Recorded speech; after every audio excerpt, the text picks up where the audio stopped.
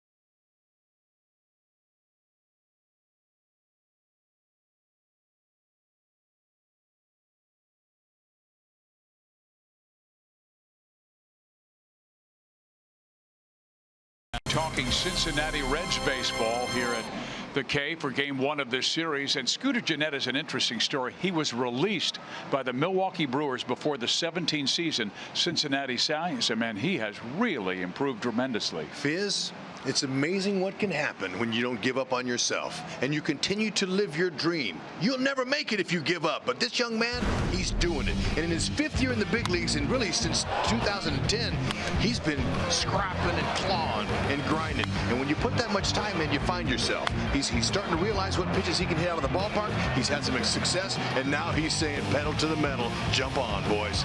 Scooter Gennett is our Toyota League leader, leading the National League in batting at .340. And here we are in the middle of June. When we come back, Joel and Monty will break down Ian Kennedy, what he has to do to beat the Cincinnati Reds tonight.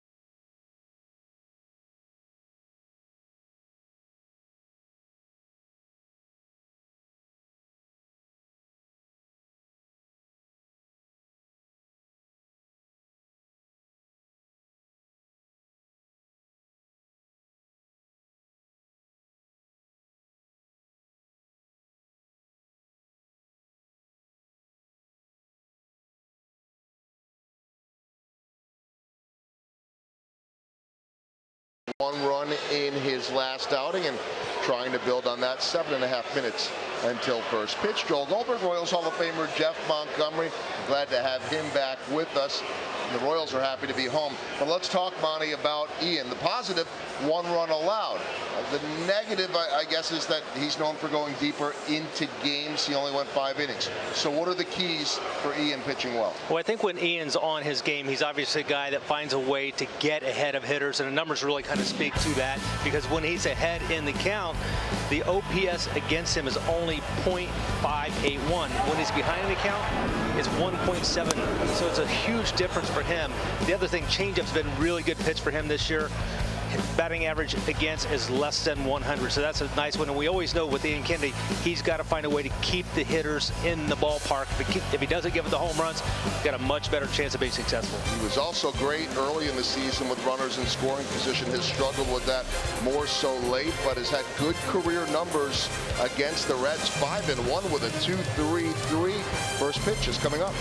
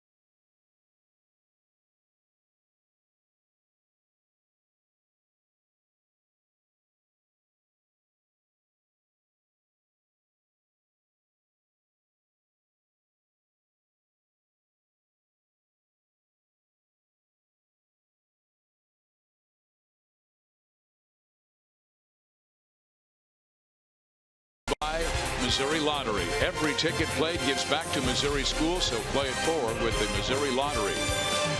And by Chevrolet, the most awarded and fastest growing brand the last 4 years overall. Find yours at your Kansas City area Chevy dealers. The Royals come back to Kansas City to take on a Cincinnati team they've had success with in the past. KC 13-8 all-time versus the Reds. It's Kennedy versus Romano. The first pitch is next.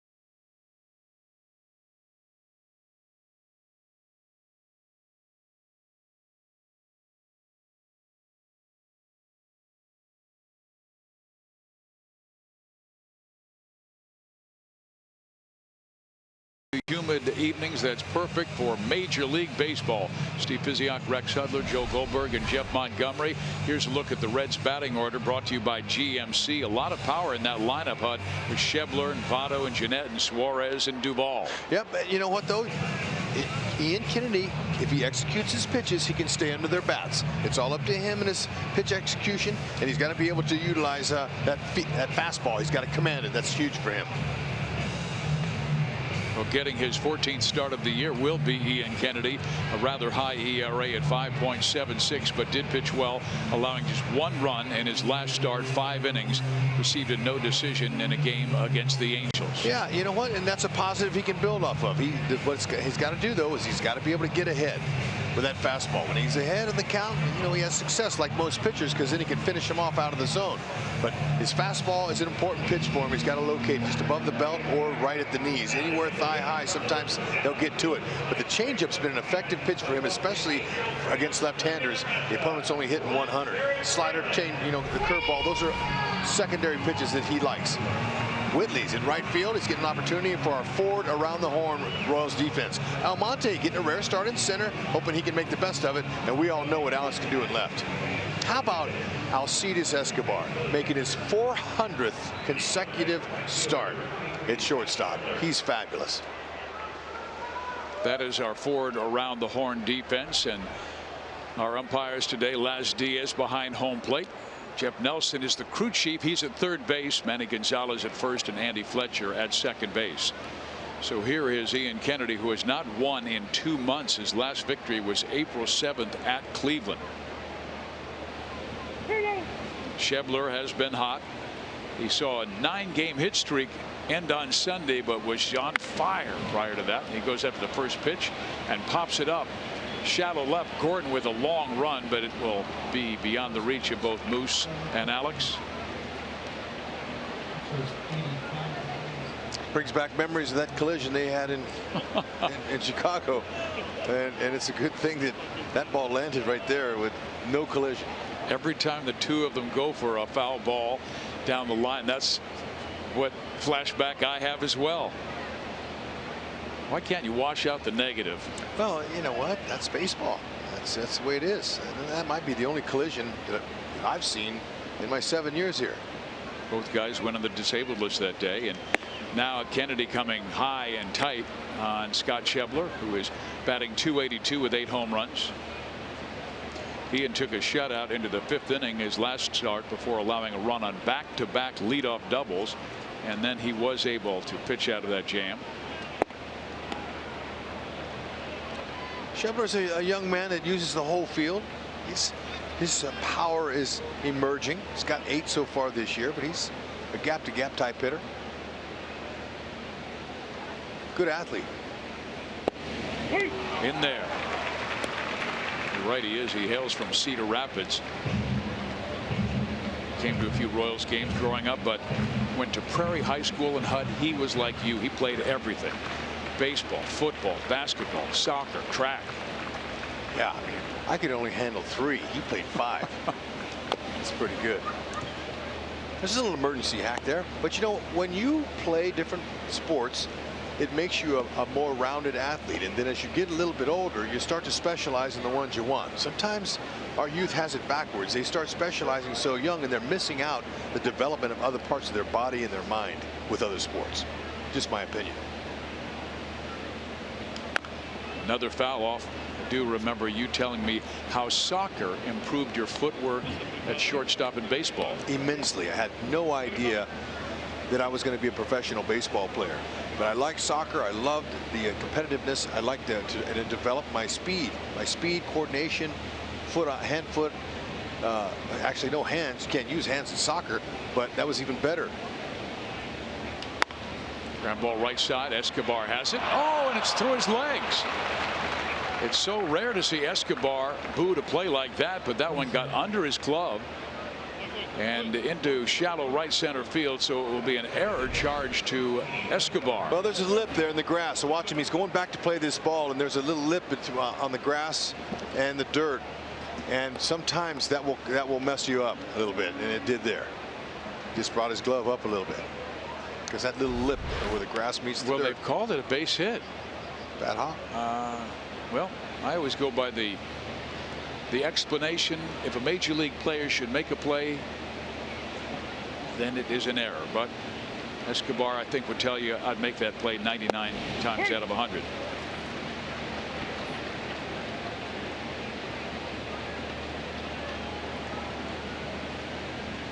I would agree with you, Fizz, but I'm not an official scorer, so I'll stay out of it. Now Tucker Barnhart, 27 years old, out of Indianapolis, Indiana. Switch hitter batting from the left side. If the bad hop hops over your shoulder, that's different. Well, I'll stay out of it. As far as I'm going to go. Okay.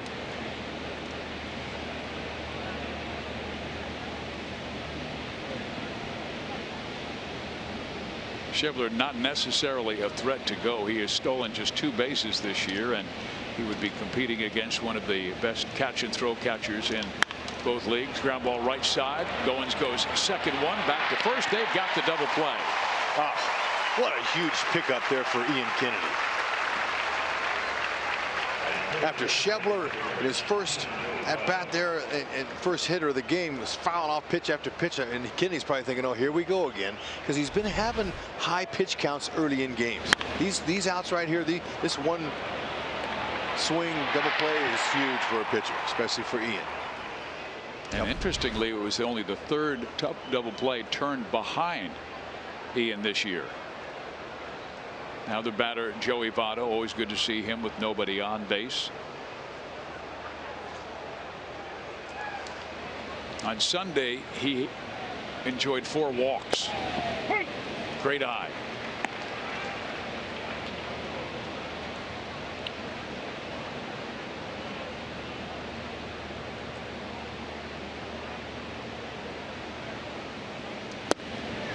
Ian gets a swing and a miss and an 0-2 count now to Joey Votto.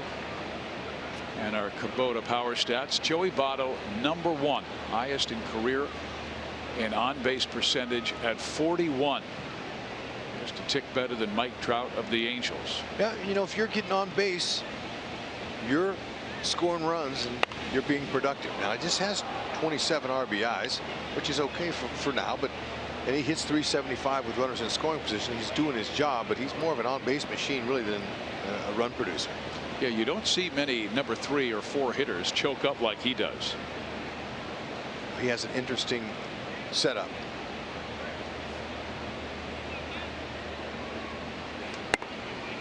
It's good focus, good concentration. You know, knows the zone. Look at his follow through swings there. You know, you don't see that hardly at all. Now Matt Carpenter, he kind of imitates Votto a little bit of the St. Louis Cardinals, at least on deck, but not in the batter's box like Votto. He's choked up 3 inches. Has a nice inside out swing. One of the reasons why he's able to hit for an average, because he uses the whole field, and he's got that extreme plate discipline like you mentioned. He has not homered in 25 games and just 6 this year after pounding 36 last season.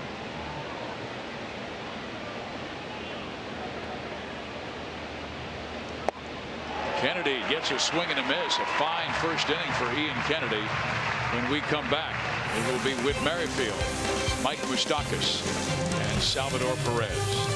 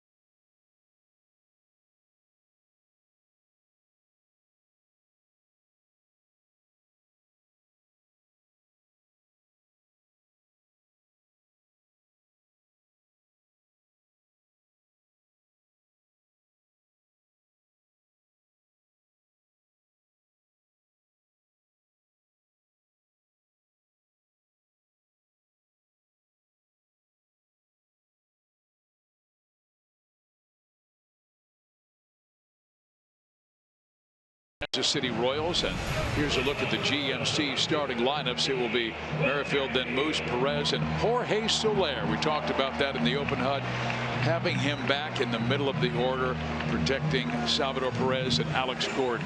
Oh, it's just nice to have that presence back in there, especially middle of the order type of hitter with the power. See what he can do off Sal Romano. He's a 24-year-old right-hander from Southington, Connecticut. 14th start this year, and ERA over 6, and has not pitched well in the last month. No, now you would think that the Royals offense might could get to him. You sure hope so. Now there's this pitch breakdown. 67% fastball if you include the 4 and 2 seamers. Curveball, changeup, slider are all of his pitches. His curveball has been his most effective, but he likes to use the fastball, and it's a good one. 94.7 on the average, so he's going to go up a little higher than that at times. But at 6'5", 270, man, that's a perfect height and weight for a pitcher, starting pitcher especially. Witt takes a strike, and it's a 1-1 count. He was the Reds' 2011 23rd round pick as the Connecticut High School Player of the Year, and he fell that far because he had accepted a scholarship to Tennessee.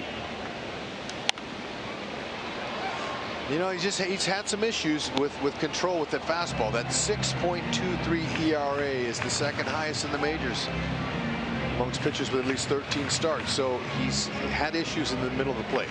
He's going to have to try to command a little bit better if he wants to have some success. We'll see if the Royals feast off his fastball. Yes, he has allowed 12 home runs in just 65 innings. And a pitch low, 2 balls and 2 strikes.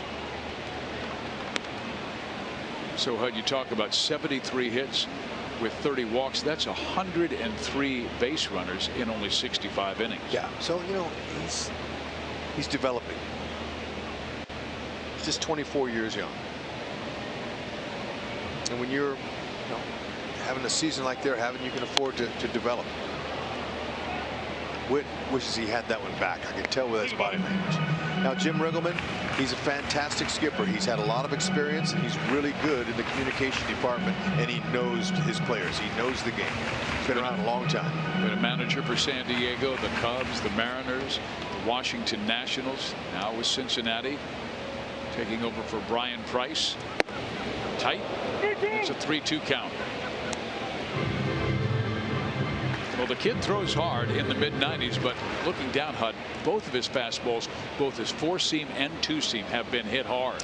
Yeah, and you know, when you can't get ahead of hitters, you have trouble because that hitter then knows that you're going to go back with a fastball, because typically the fastball is the easiest one to hit. Raza throws out Witt, 1 down. And it's the easiest pitch to throw for a strike. Reds defense, I'm going to show you Billy Hamilton. He's got great speed. He's a good fit here for the K with a big center field like it is. Now their catcher, he's pretty solid. Won a Gold Glove last year. He's been outstanding. He threw out 32 of 73% of runners last year. I mean 44%, 32 of 73. He's fantastic. Tucker Barnhart. He's got a good quick release, and he'll be looking to nab any would-be base stealers of the Royals. Now Mike Moustakas, who fouls it off.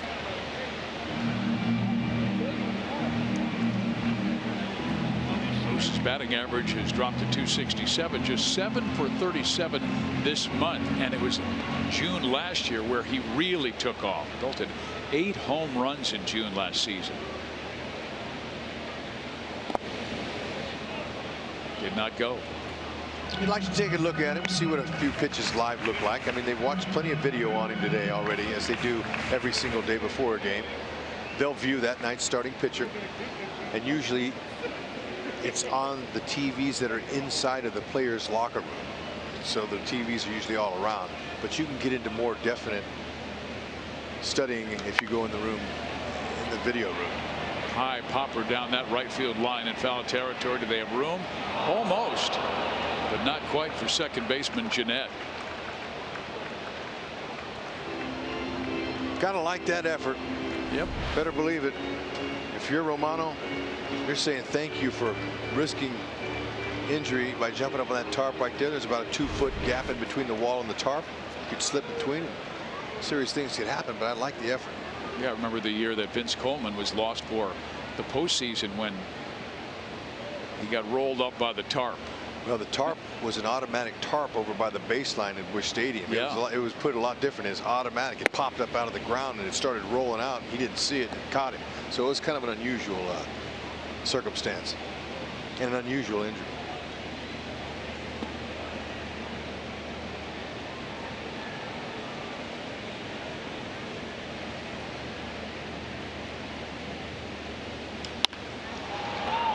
Hit sharply to the left side and misplayed.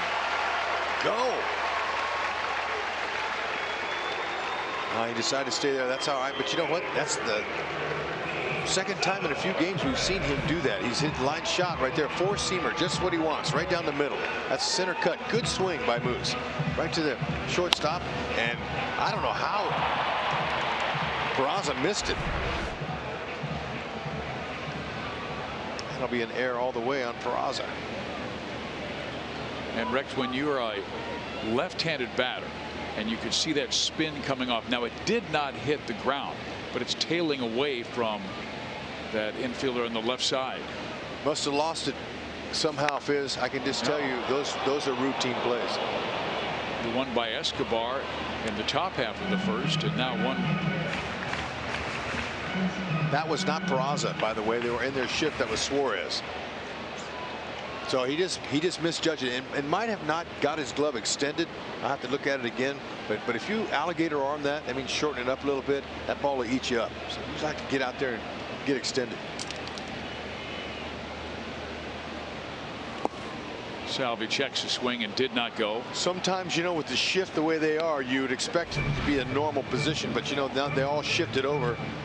That's the third baseman there, Suarez, and he just missed it. Yeah. I don't know what to say. I mean, he bent his knees, he had his eyes on it, it just clipped off the glove. 41st error this year.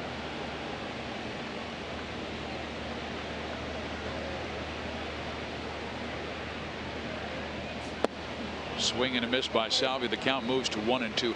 And this is the side of the field where the Reds have had their disappointments this year. They came in 20 games under 500 at 23-43, but a really bad pitching staff, and their defense now with 41 errors. They're last in the National League in ERA at 5.00.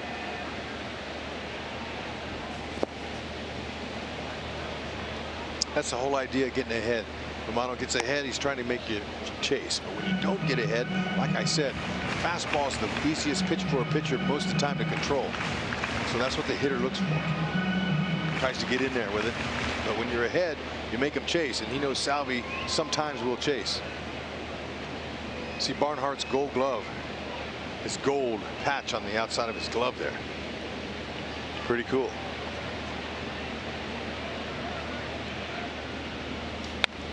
Salvi got it up, couldn't do enough with it. Stays 2 balls, 2 strikes.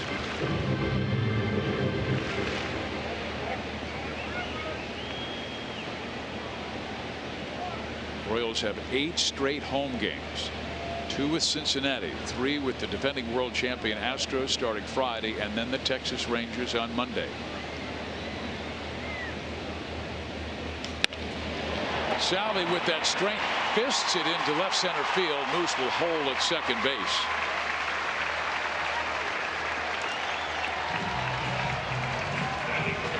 When you're committed to swing and you look for that fastball and you get it, sometimes it'll get in on you, but he's strong enough to lift it out without breaking his bat. Nice job keeping his hands inside the ball, staying towards the middle of the field. That's the important part of that hit. Well, welcome back Jorge Soler. The Royals missed him the last 2 games.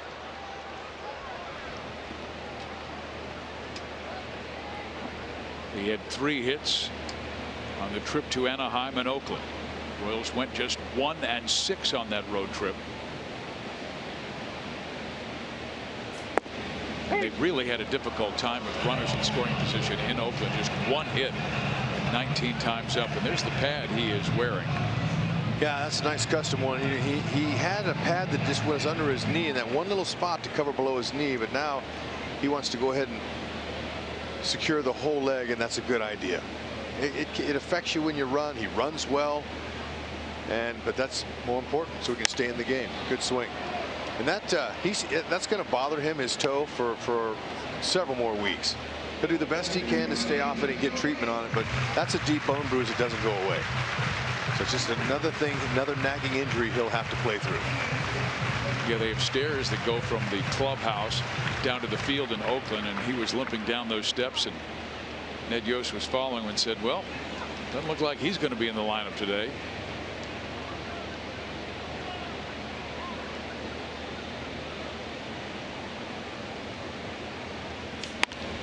Up the middle and fielded by Peraza. He'll get the double play, and that will end the first inning. Royals lead 1.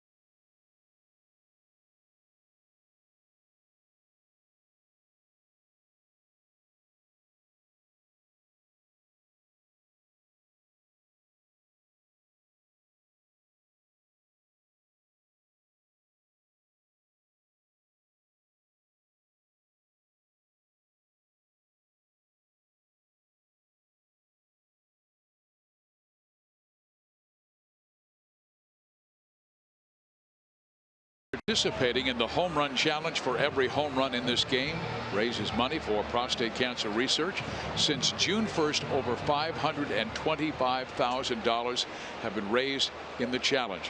You can make a pledge by going to homerunchallenge.org.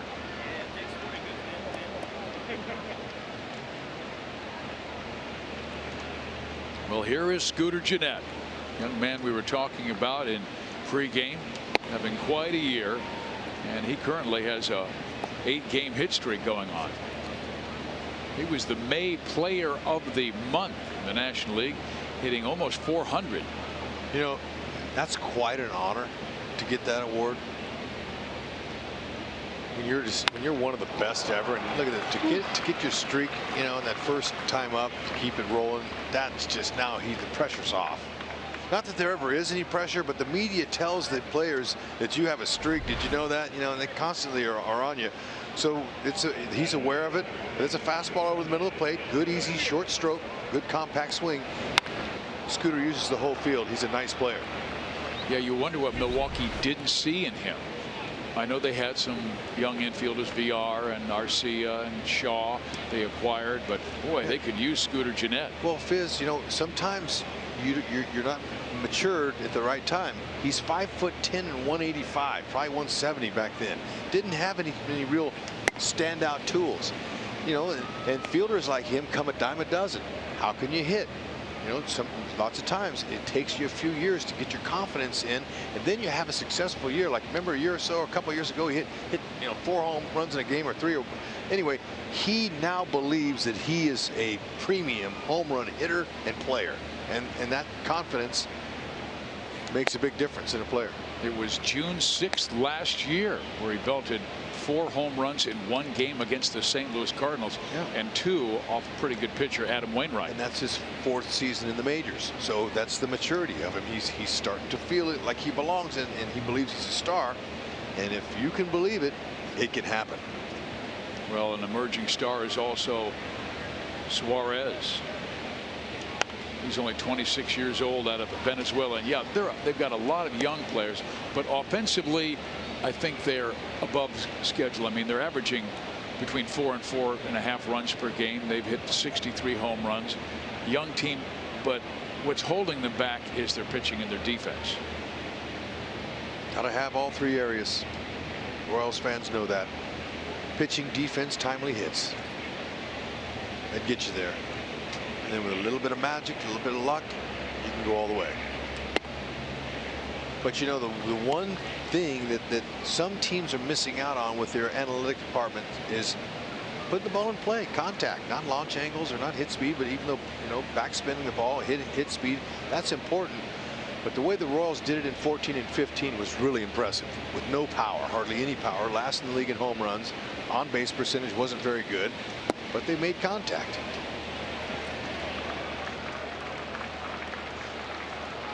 Hey, Wildcat fans, get your theme ticket now for K-State night this Friday, presented by Rally House and FSKC. Cheer on two of your favorite teams with an exclusive Royals cap featuring the Power Cat logo and colors.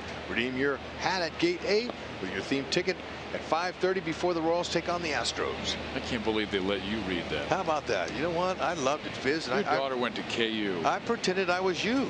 And I was, because I know that you're proud of that, and you should be. Maybe tomorrow, if you're nice to our producer, he'll let you read it. Casey Carter put me down for reading that K-State read tomorrow. I felt pretty honored to do that. Every man a Wildcat. There's the pitch in there. You know I like them both. Half the family went to KU, half of them went to K-State. I'd like to have gone to any school around here. I don't think they would have taken me there. I think they would have. You were an All-American in both football and baseball. Don't start, Fizz. Okay. Here's Jesse Winker. Let's see if Ian can stay out of trouble. I think he's got it out there for sure. Tagging at second base is Jeanette. He'll make it to third. First and third for the Reds here in the top of the second inning, now with one out.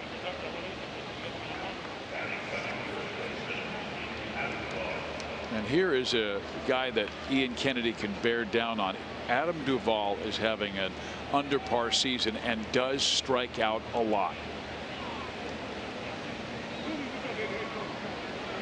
You know, he'd like to get a quick out here, that's for sure, or possibly roll up another double play would get him out of the inning. But you talked about it, it's just induced his third ground ball double play. Kennedy more of a fly ball pitcher.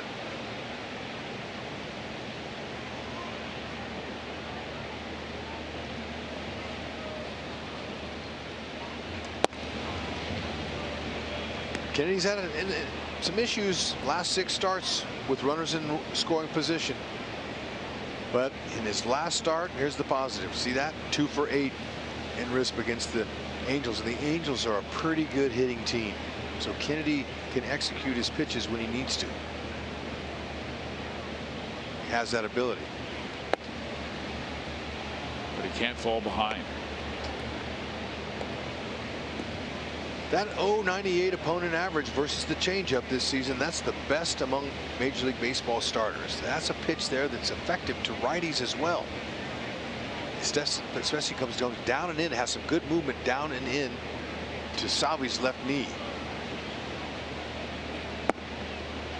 He's missing the first 3 pitches to Adam Duvall.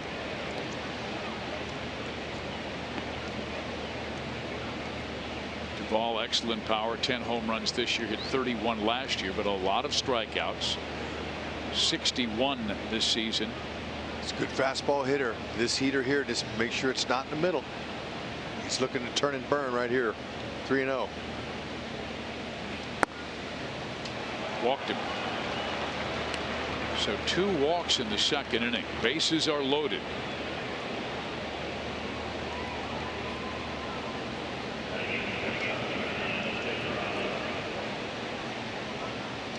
Jeanette at third, Suarez at second, Duvall at first base.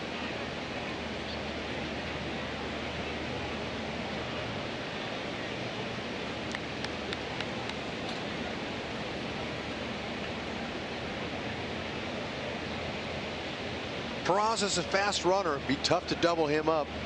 See if he can make some pitches. Strike one. Some good velocity there, 94.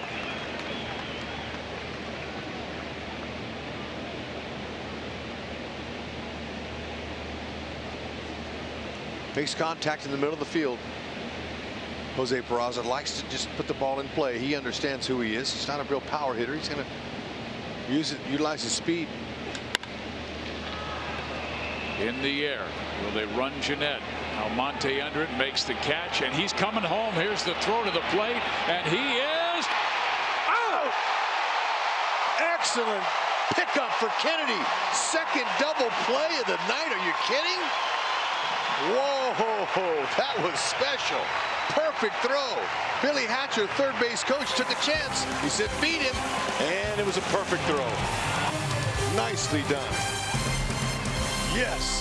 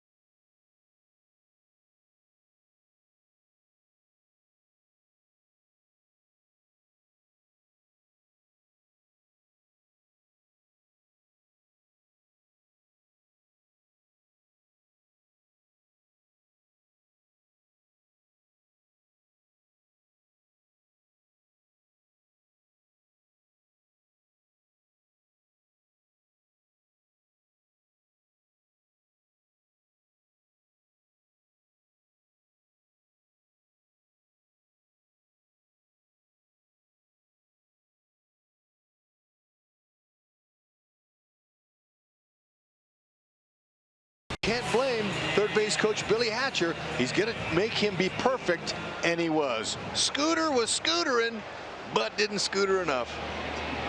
Nice job. See how he's behind the ball? That's perfect. One step, delivery, perfect side. You want the third base side of home plate. There it is. Salvi, great concentration on the pick, and Gannett is out by a mile. Well, not a mile, but on a perfectly executed play like that, no chance. 18th career outfield assist for Almonte. Now Alex Gordon to lead things off. Romano was able to get out of the jam in the first inning with an inning-ending double play. Gordon swings and misses at the off-speed. Kennedy's going good. Had two ground ball induced double plays before this, but you know that one wasn't a ground ball, but still it's a double play. But he had two now in consecutive innings. That's pretty special. Got to get him some runs. He's going, ooh, man, watch out. That was a breaking ball that missed badly, and you know he doesn't throw his curveball enough. I mean, opponents are batting 150 off of that pitch. Perhaps it's that reason that he doesn't have great command of it. Ball bounced 5 feet in front of home plate.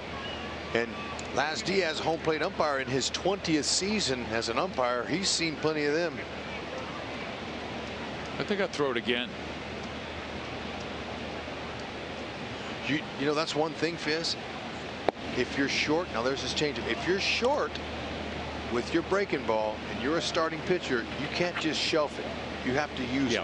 You have to throw it again. You have to feel it. You have to find it. You know, if you're a bullpen guy, it might be different. You can put that pitch on the shelf, but not if you're going to be out there facing these guys 2 and 3 times a game. Bert Blyleven told me one time, he said, when I was struggling with my command, I wouldn't throw my fastball. I'd throw my curveball, and that got my release point to my fastball back. Exactly. Those guys have a fine touch with that. That's a field pitch.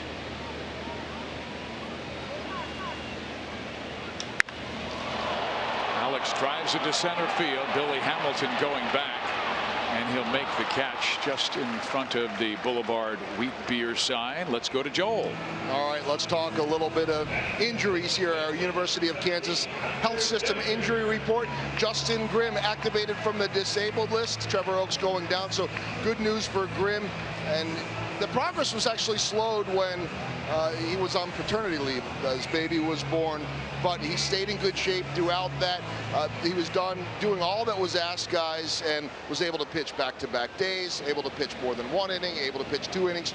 So he is ready to go, and they're really pleased with his progress. Also, some really good news on Lucas Duda, who for the first time today was able to run the bases. He was running home to first. He was running home to second. It's not the full program, but he's really getting close, and they don't need him with the type of runner that he is and the injury on his foot to have to run first to home or to be able to run out triples. It's going to be there, but he's really progressing. The next step is to try to get him out by the end of the week on a rehab assignment and get him to live pitching. But Lucas all smiles today. He was really happy. And then you guys touched on Jorge Soler. Nick Kenny telling me he could have played DH yesterday if there was a game. They expect him to be back out in the field as an outfielder later in the week. Still a little bit gimpy, as you guys saw there, but certainly good enough to play, and he'll be able to battle through it. Goldie, that plantar fasciitis is a really nasty injury. So when it hurts the most is when you push off to start running. You know, you can get up out of bed, you can walk around the house, and you're telling yourself, wow, I'm better. I can't believe it. I'm ready to go. I'm going to get in that lineup tonight. And you get to the ballpark, and the first time you push off to take off the run, you're like, ah, it's like a knifing pain in the soft tissue in your heel. It's the worst injury ever. I commend him for getting through it. The Royals would love to get his left-handed power back in that lineup. No doubt. Hunter Dozier's done a nice job at first, but Lucas from the left side could really provide a lift as well. We knew he could hit, but I've been impressed with his footwork, his agility around the base, his hands. He's been impressive. And us Royal fans, all we remember is the throw that went wide, it went awry. The catcher, in Game 5 of the World Series, but that wasn't really his fault. If he makes a decent throw head high, Haas still makes that play, but that's what people remember. And he said that it's too bad. You're remembered by one play. He's definitely erased that. He's erased that with his play so far early this year. Romano mad at himself for going from 1-2 to Ryan Goins to 3 balls and 2 strikes.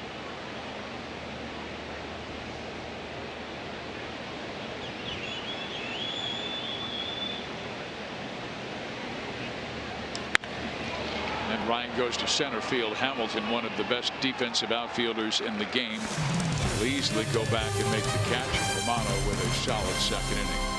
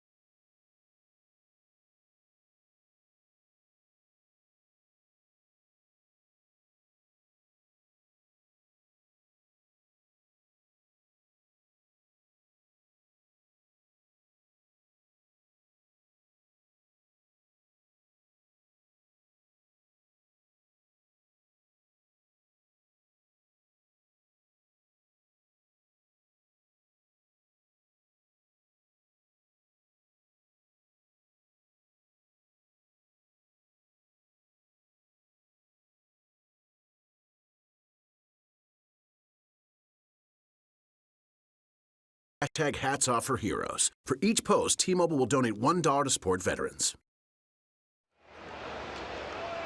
Back at Kauffman Stadium, Steve Physiok with Rex Hudler, Joe Goldberg, Jeff Montgomery, and Ian Kennedy getting ready for his third inning of work.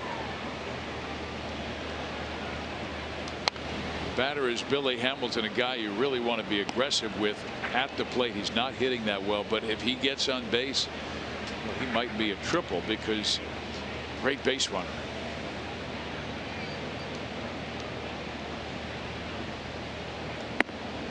He's got the right idea, though. You know what? He wants to continue to utilize the ground balls. Try to hit the ball through on the ground, up the middle.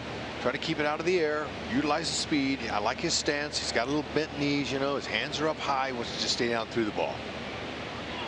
And that's an out. Yeah, that's the one thing they don't want him to do is get that ball in the air, and there's the first out. Folks, winter is coming to the K on June 19th, believe it or not, as the Royals feature Game of Thrones night. Purchase a themed ticket to receive a special House Yost bobblehead featuring Ned on the Iron Throne. Purchase your ticket at royals.com/theme tickets.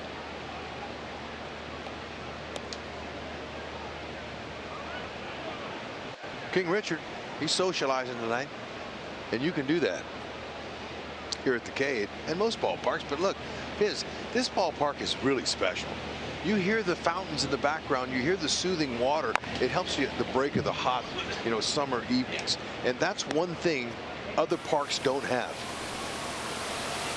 Yeah, Hall of Fame broadcaster Marty Brenneman, who's in the Cincinnati Reds radio booth, he was saying Kauffman Stadium is one of his all-time favorites. Loves this place. You know, I started to fall in love with this place when I became a broadcaster here 7 years ago. When I was a player here, they had the turf, and I wasn't a fan of turf, artificial turf. And that's what they had in a lot of parks. But now all of a sudden, it's like it's transformed. Yeah. And of course, they renovated the stadium. That helped a lot. And they didn't have Crown Vision. Marty was with Joel and Monty on a pregame show. Of course, Jeff grew up in that area and listened to Marty Brenneman and Joe Nuxall growing up.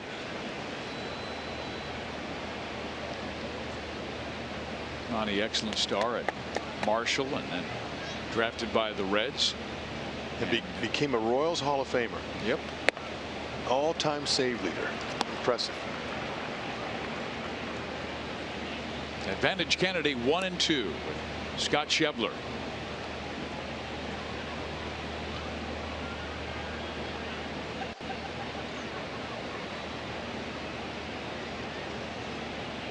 Schebler, he's down there low.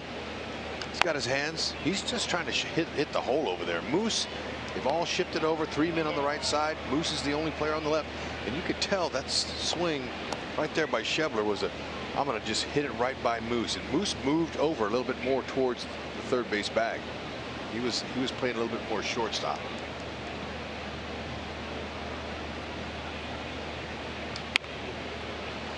Another popper, this time into shallow left, and Alex is there for out number 2.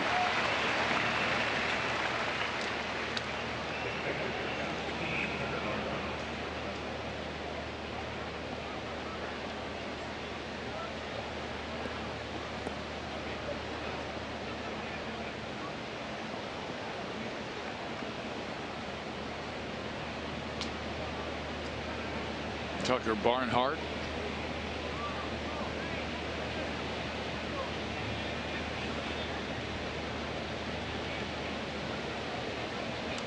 I've always figured it was twice as hard for a switch hitter to work on each sides of the plate, and he's had a hard time against right-handers this year, just batting .219. Well, you figure you're facing more righties than you are lefties, so you might bat right-handed on the right side of the plate maybe once, twice a week. So you can really focus on your left side. You don't have to switch over like some guys do. Now, I switched hit for a bit in my career for about 3 or 4 months, and they made me change back over to right-handed because the Yankees didn't want to develop me. They wanted to win. They knew I could hit from the right side. I was experimenting at Double-A. I had no issues with it. Got into a little slump hitting balls on the ground, and they moved me. So I told them I'll make it right-handed, and I did. Would have liked to have stayed left-handed because it's easier. You're facing guys that pitching the ball inside that breaking ball. It's a little easier to handle. My very first big league job was with the Reds organization, 84, 85, 86 seasons. And when Pete Rose was going for the hit record, for breaking Ty Cobb's record, I never saw, and this is a guy late in his career, with the discipline, time management to get the work in from both sides of the plate, both right-handed, left-handed during batting practice, and a disciplined philosophy. Yep. And you know, Fizz, at this level, every guy's got to have that. If you don't, you just won't succeed. Kennedy's going to cover for Goins, and Ryan with a perfect throw, and that will do it. 3 up, 3 down. Bottom of the third we go. Still looking for our first run.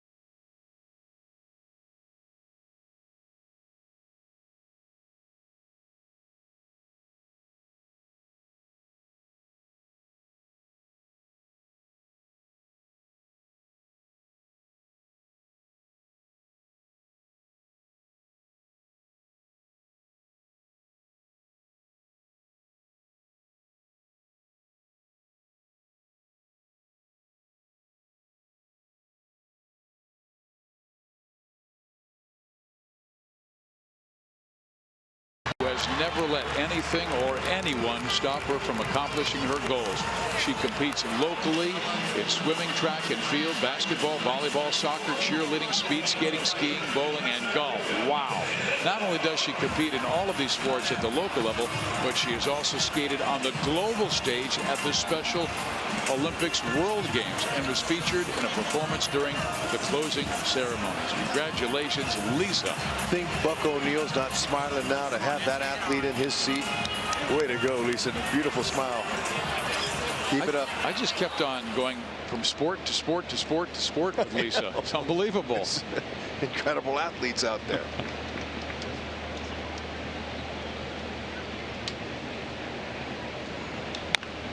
Here is Alcides Escobar now facing Sal Romano. And Sal with a really difficult time. His last 5 starts, 1-4 record, a 10.72 ERA. For 2 shutout frames against Kansas City, and now Esky goes to the right side, pushing Schebler back. 1 out. That's 4 straight flyouts. If the Royals hit a triple in this evening's game, the Kansas City Honda dealers will make a $1,000 donation to the Kansas City Major League Baseball Urban Youth Academy. And Hud, you were all fired up today because you met some lads from who participated in the academy play today. It was exciting to see these young men sitting in the stands above the Royals dugout, Fizz, watching batting practice. And I peeked my head up there and I looked at them, and not one of them were talking. Not one of them were on their phones.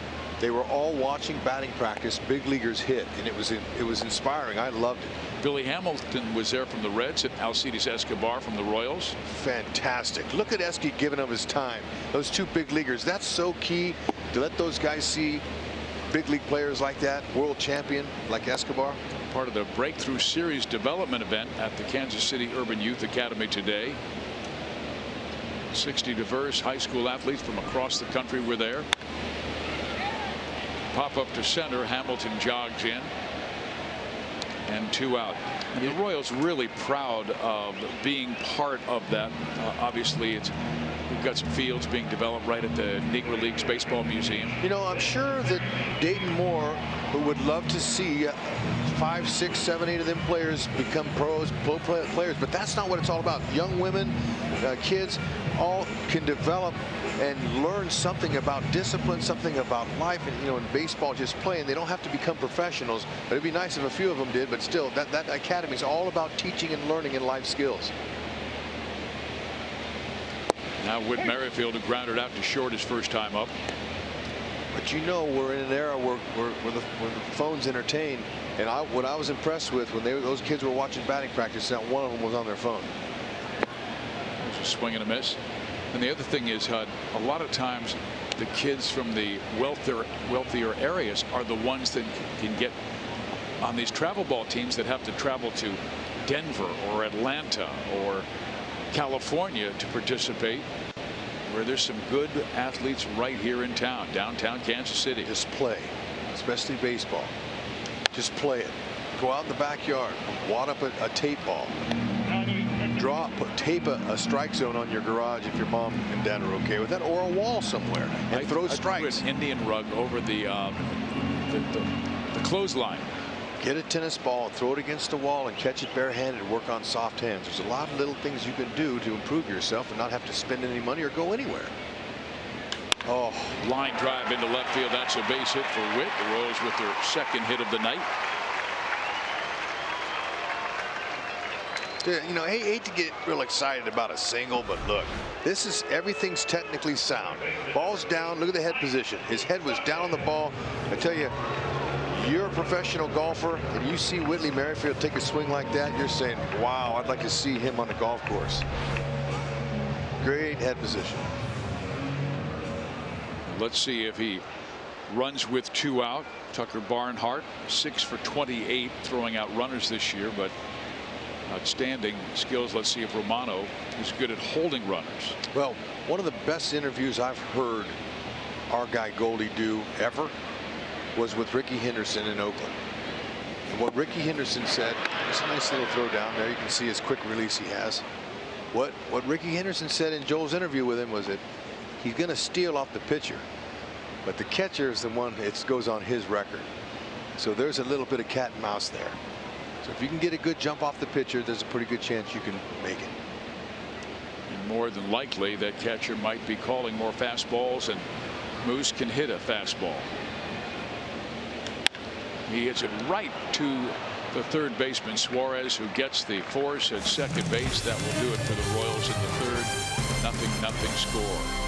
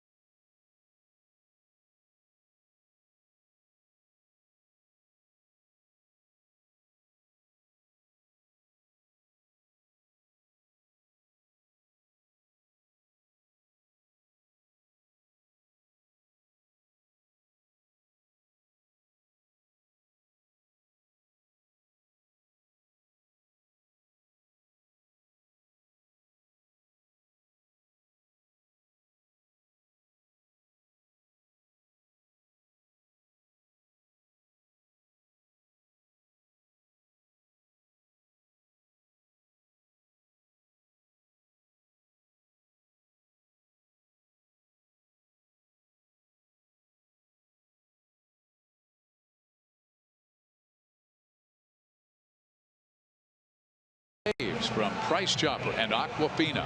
Sign up at mypricechopper.com/saves to save on Aquafina when the Royals get a save.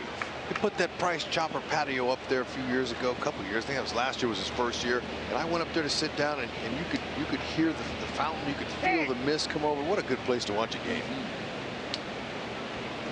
Here we've got a student night tomorrow night.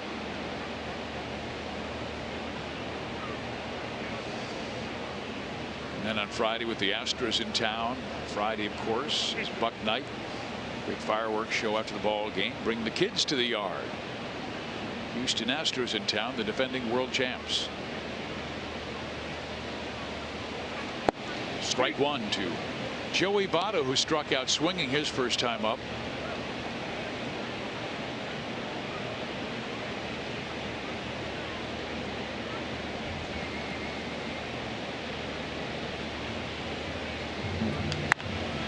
Curveball hit in the ground to Dozier, and there is one out. Well, it's time for our sprint trivia question. Name the 4 Reds second basemen to hit 20 or more home runs in a season. Okay.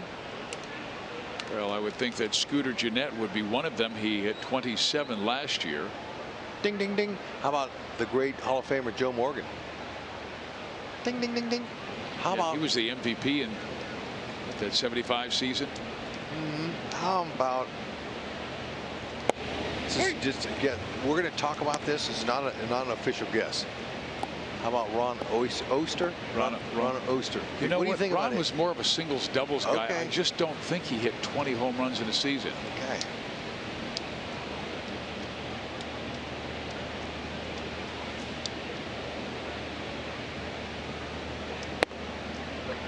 How about Brandon Phillips? I'm going to go with Brandon Phillips. Okay, you're going out on your own. I'm going to go with Phillips. Ding, ding, ding, ding, ding. Way to go, Fizz. Do we need one more? I don't know. I count with my fingers and toes, Fizz. Sometimes I run out. Trying to think of the second baseman who was on that 1919 Reds team that beat the Chicago Black Sox team. Really? Come on. I'm just thinking. No, you're not. That's just not, we can't guess back there. Who was the second baseman on the 1990 World Championship team that had Rob Dibble and Norm Charlton? Oster. Randy Mock. I don't think it was Ron Oster. Turn 2 with Larkin. Was that? I don't think so. There's a swing and a miss.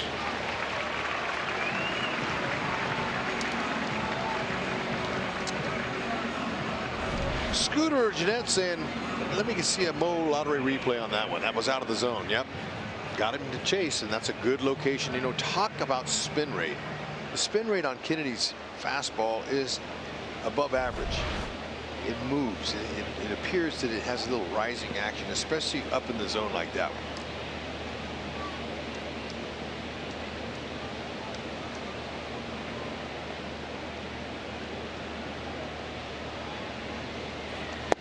Breaking ball in there. Pete Rose was a guy who moved all around the diamond. There were times he played second base, also played third base and the outfield, first base.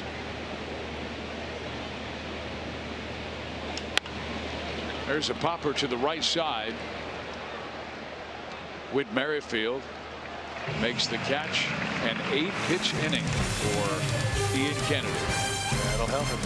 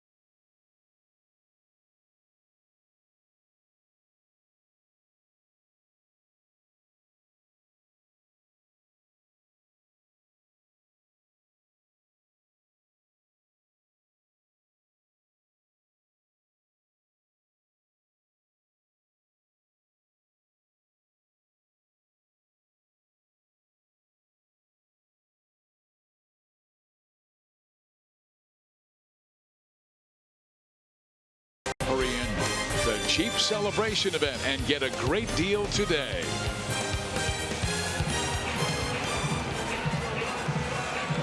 Beautiful evening here at Kauffman Stadium in Kansas City.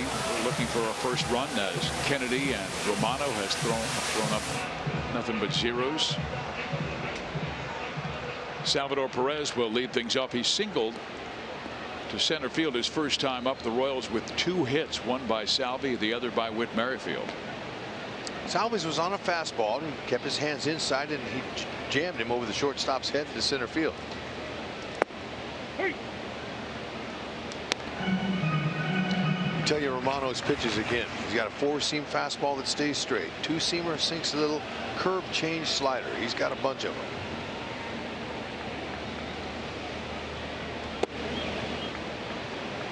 Missed with the breaking ball. 1 ball, 1 strike. Didn't miss by much. That's a good pitch to hit there. Salvi's probably telling himself, man, I could have hit that out of the park. Slight breeze blowing out to left field. Could help anybody. Salvi whistles it down the left field line, but got out in front of it.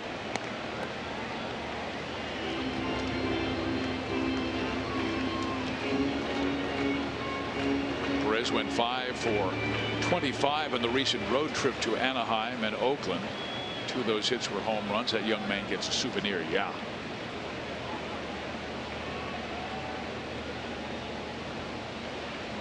And then he chases a fastball away from him and strikes out. Celebrate Dad this Father's Day by giving him a Royals 50th season legacy brick. Packages start at just $165 and include your own piece of history to be installed at the K for next season. Your purchase will benefit Royals charities, support children, military families in Kansas City. Visit royals.com/bricks to purchase yours today. Now Romano to face Jorge Soler. He got his first major league hit against the Cincinnati Reds off Matt Latos. 2 balls and no strikes. As a matter of fact, he has more at bats than any other Royal against the Cincinnati Ball Club. Of course, playing with the Chicago Cubs for those seasons. In there, 2-1. Now having that bone bruise on your toe like that, it could affect you a little bit on pitches down and in. Maybe you may be aware of it, but with that covered in that shin guard like that, and that padding, it really kind of eliminates. Even though if you took one off of it, it still would hurt. But as far as him thinking about it, no, but he's not going to be able to go 100%. 2 outs. He wants to get some in the air and trot them. Trot the bases. It'll be a lot easier for him. But let's show you the side swing. See that toe, that left big toe, that does everything. And you know, players, any kind of sports, basketball, any kind of sports where you're on your toes and your feet like that, that carries you. That's from the ground up, and that's where it all starts. You got to have your 100% to be at your best. But sometimes in baseball, you can play in your 80s, 90 percentage of health. First pitch curveball, strike 1 to Gordon. All of a sudden, Romano has really found a groove.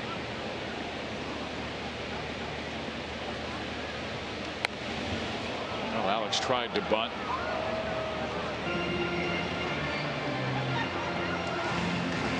Romano has retired 9 of the last 10 he's faced.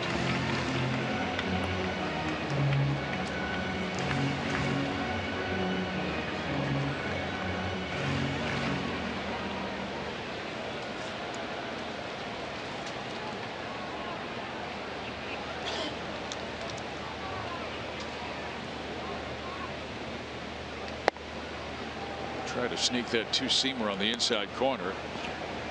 You know what happens when you try to sneak a piece of cheese by a hungry rat, Fizz. And Alex, he showed in Oakland that he'll turn on one of those. He hit one well up into the right field seats to help the Royals to their only win on the road, and hits this one sharply. But at the second baseman, Scooter Gennett will throw him out. 3 up, 3 down.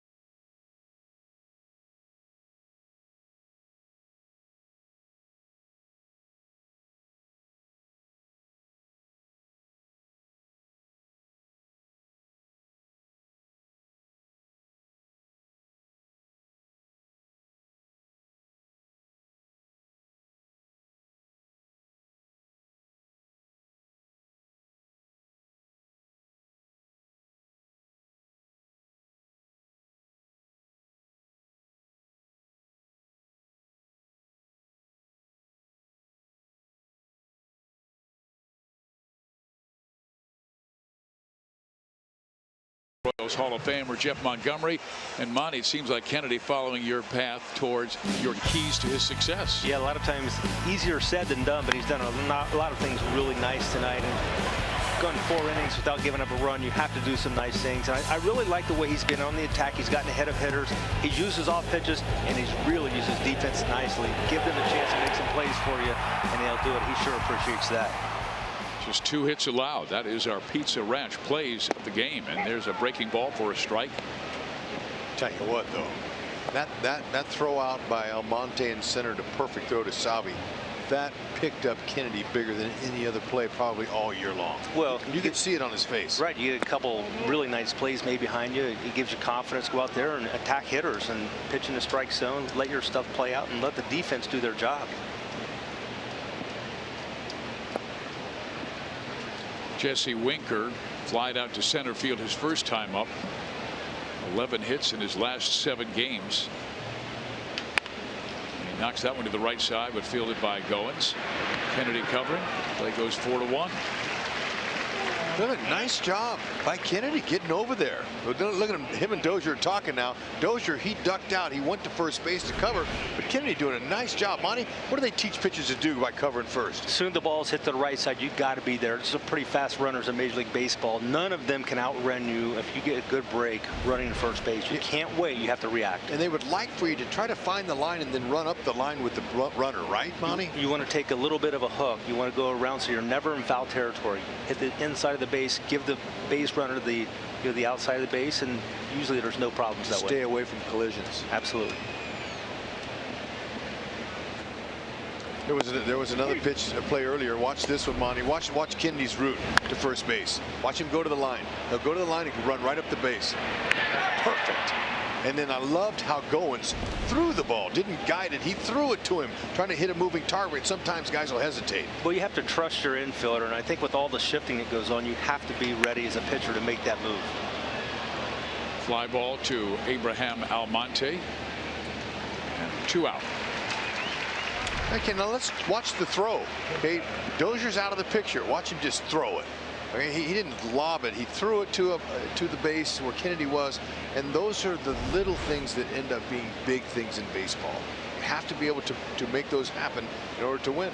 Well, if you're going to have a chance to make an out, you have to execute. You have to make it happen, and it all comes from work. It starts in spring training, but it's just something that you have to have that connection. You have to have that ability to work together with your infielders. And nowadays, this year, the Royals have taken a bigger emphasis on infield practice before games. I see them almost every game out there at 3 o'clock, 3:30 in the afternoon, 4 o'clock sometimes, taking ground balls and working infield and working together. So they're working, that's for sure. Another ball hit in the air to the right side, so it will be 5 shutout innings for Ian Kennedy. He's allowed 1 run in his last 2 games, covering 10 innings.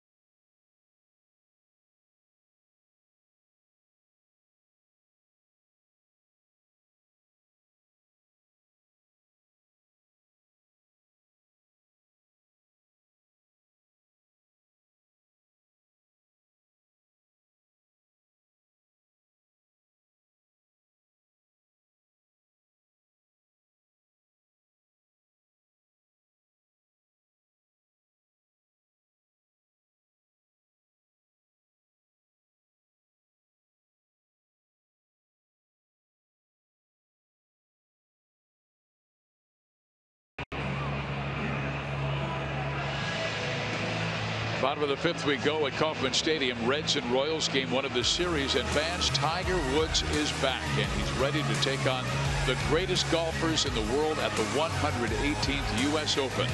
Live coverage begins Thursday from Shinnecock Hills on Fox, FS1, and streaming live on Fox Sports Go. That's going to be exciting. Sal Romano gets a strike across to Hunter Dozier. Steve Physiak, Rex Hudler, again joined by Jeff Montgomery, Royals Hall of Fame reliever. And Dozier knocks it foul. And Monty, wanted to ask you about the last 2 starts we saw on the Oakland series. Danny Duffy on Saturday pitched really well, and then Brad Keller making his longest outing on Sunday. Yeah, and I think it's just a process for building up that pitch count for Brad Keller, but got to be excited about what we've seen so far. We knew he pitched extremely well in the bullpen, but now this opportunity to join the rotation and really kind of prove from here on out what he's able to do. He's been a starter his entire career, proving he can pitch in relief at the big league level. Now let's see what he can do as a starter, but so far so good. And you know, this is the first time we have seen him. Royals fans have seen him. I've seen him. And what impresses me is he's the same guy out of the pen as he has as a starter. He's able to repeat his mechanics. He's the same tempo.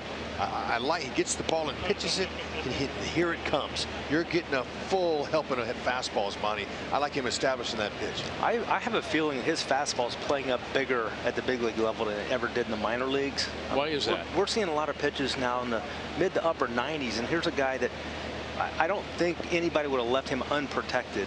Right. On a, they wouldn't have him, available in the Rule 5 draft. An arm like that. Somebody that throws like that. Exactly. So. Natural cut. That late movement to hitters is terrible for a hitter.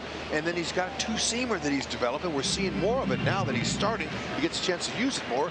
Has some east and west and north and south, Bonnie, with his breaking ball. And he's not afraid. He's out there, and you can tell he gets a ball. He's not wasting any time. He's on the rubber. He's ready to throw the pitch, and that's a sign of confidence. When you see pitchers that get the ball, they don't waste any time. Jacob Junis is a lot like that. Here's a guy that, he's very stoic on the mound, doesn't show a lot of emotion, but he gets a ball and he delivers because he has confidence and his stuff plays out. You're 100% right, Monty.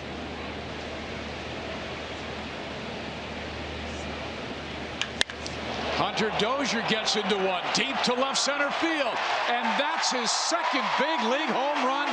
It gives the Royals a 1-0 lead.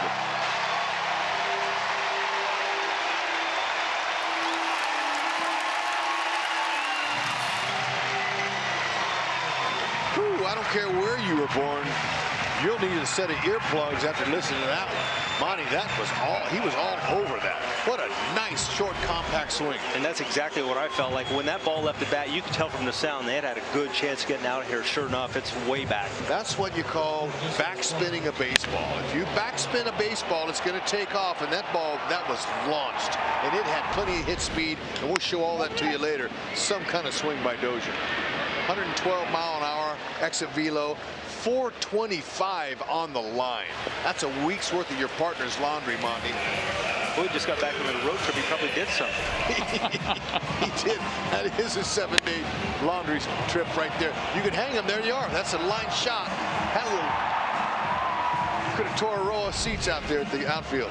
He gave Royals executives a glimpse of what he could do. 2 years ago, he had almost 70 extra base hits. And then last year, injuries kept him back from joining the team. And once again, he had to start in the minor leagues this year and trying to find his way back and proving himself at the age of 26. When he was called up, 3 or 4 weeks back, whenever it was, when he got in the batting cage the first day, he was hitting balls so far, and all the guys on the Royals were around watching. They had big smiles on their face because they knew that they were getting a player.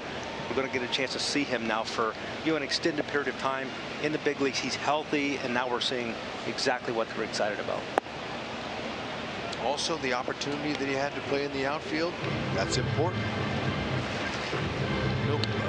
Bonifacio, he's going to be coming back in a few more weeks. They'll have to make some room for him eventually. But the fact that Dozier is showing he can play outfield, that only increases his versatility and his chances to stay. And Hud, it's important that you bring up Jorge Bonifacio because we should let our fans know that he's finishing up an 80-game suspension and will join Omaha tomorrow, part of a 15-day, get ready to come back to the big leagues. But remember, he hit .255 with 17 home runs last year. Jorge Bonifacio. Now Escobar rolls one to the left side, and Peraza will throw him out. Esky lost his footing. He fell down. Coming out of the plate. I know you wanted to see it. Now we're going to show it to you. You want the StatCast? Let's show you this line shot. Whack. Look at the trailer on that thing, man. We lost the trailer because it was hit so hard. 112 velo. Pretty nice. As a pitcher, when you release a baseball and it is hit that hard, you have a pretty good feeling that you don't want to turn too quickly because you're going to hurt your neck. and I just had a sneaking suspicion. I never threw a home run pitch, Monty. Got lucky to hit a few, but the hitter is the first one to know, the pitcher's the second. Oh, absolutely. There are times when you release a pitch and you kind of put your fingers in your ears because you know it's going to make a loud sound. Now Abraham Almonte. Abraham looking for his first home run since May 5th. And he chops one over the mound. Scooter will throw him out. That does it. A home run by Hunter Dozier gives the Royals the 1-0 lead over the Cincinnati Reds. Monty, we scored a run while you were in the booth. Thank you. You get to stay. All right.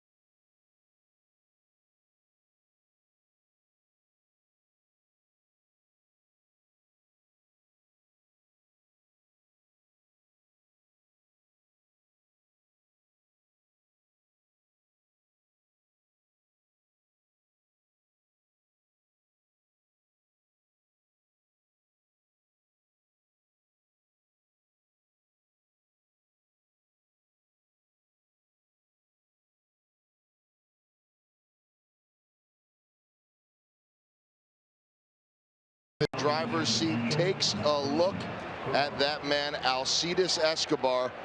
He a drive to success, and he's maybe the modern day Lou Gehrig or the modern day Cal Ripken. No one's gonna have streaks like that anymore, but today Alcides Escobar's 400th straight game in a day and age where guys just get a day off here and there.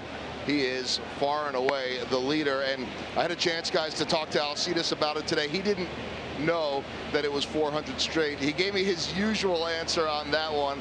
I said 400 straight starts. He said, wow.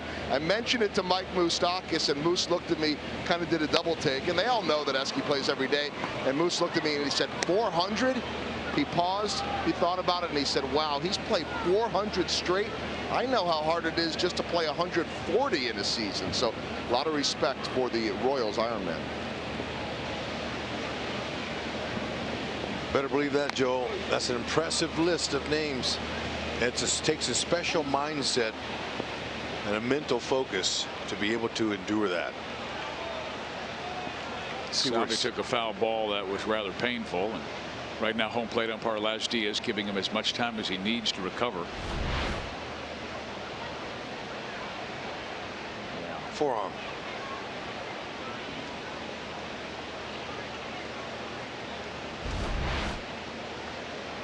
Monty, the amazing thing about Cal Ripken's streak, you know, I was a teammate with him for a brief 2 years. And that's when we used to take infield after batting practice every night. He never missed infield practice. He took pride in taking infield, and he was mentally tough, just as well as he was physically. He was in there every day, no matter what. And Escobar has this similar mindset. It doesn't matter if he's nicked up or if he hurt. We've seen him get hit in the hand. You know, they've taken him out of games, but he's always there the next day. And for a manager, that is a beautiful thing when you're trying to set your lineup in that next day, knowing that you can pencil him in there every day. Well, being so durable, that's just something that I think if you're born with that trait, it's something that's very difficult to teach or learn. Sometimes you have good guys around you. They can help you understand the importance of oftentimes playing when you're not 100% too. No question. Second strikeout, third, I beg your pardon, for Ian Kennedy this evening. He was able to get Joey Votto, then Scooter Gennett, and now Billy Hamilton. But right now it's 17 2/3 innings by the last three starters, Duffy, Keller, and Kennedy. 2 runs allowed in 17 2/3 innings.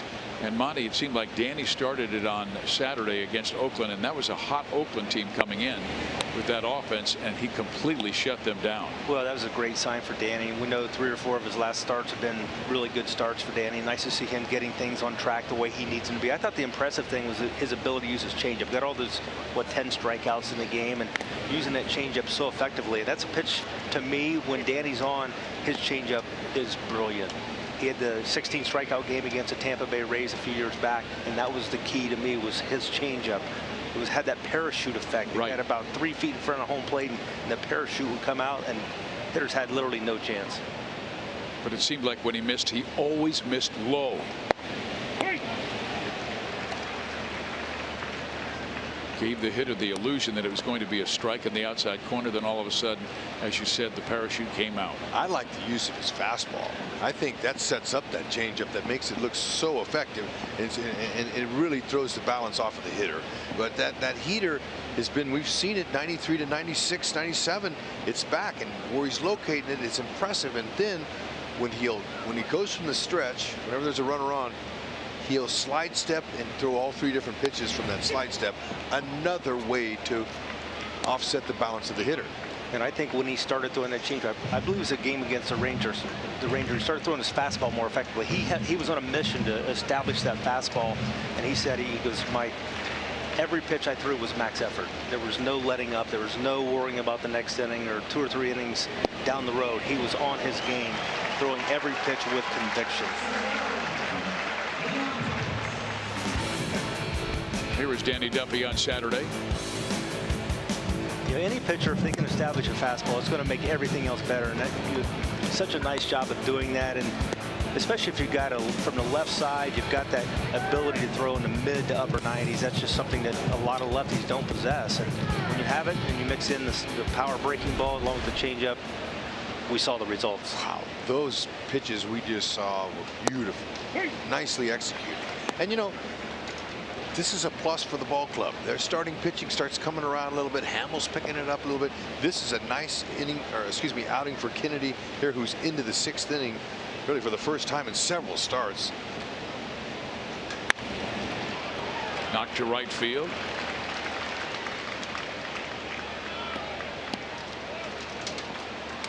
Going to break up a string of 12 consecutive hitters that he retired. But I think with Ian, when you think of Ian Kennedy over his career, he's always been a guy that has eaten up innings. He never misses starts. He gets deep into games.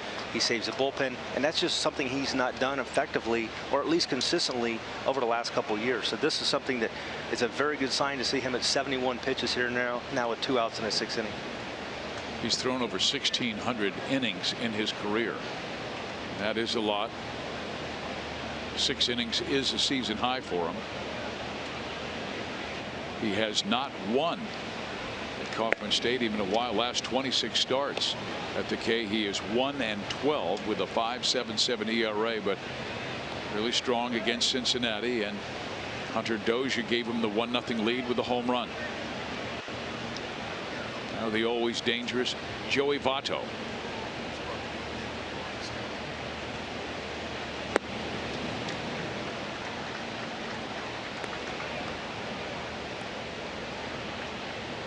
Goins out in shallow right field.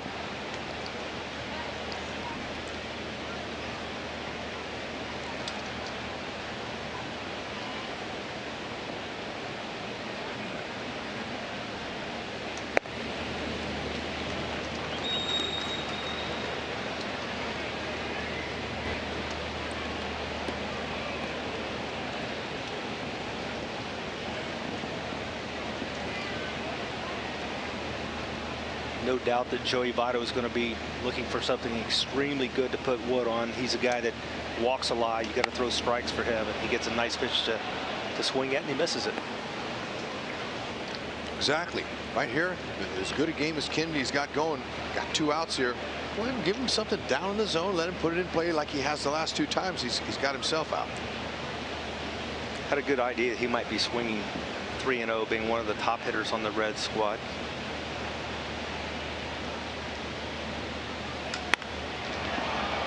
Center field, Almonte tracks it to the track. And Ian Kennedy with 6 shutout innings. Monty, thanks very much. Enjoy the final 3. Bring us home safely. Exactly. Way to go, buddy.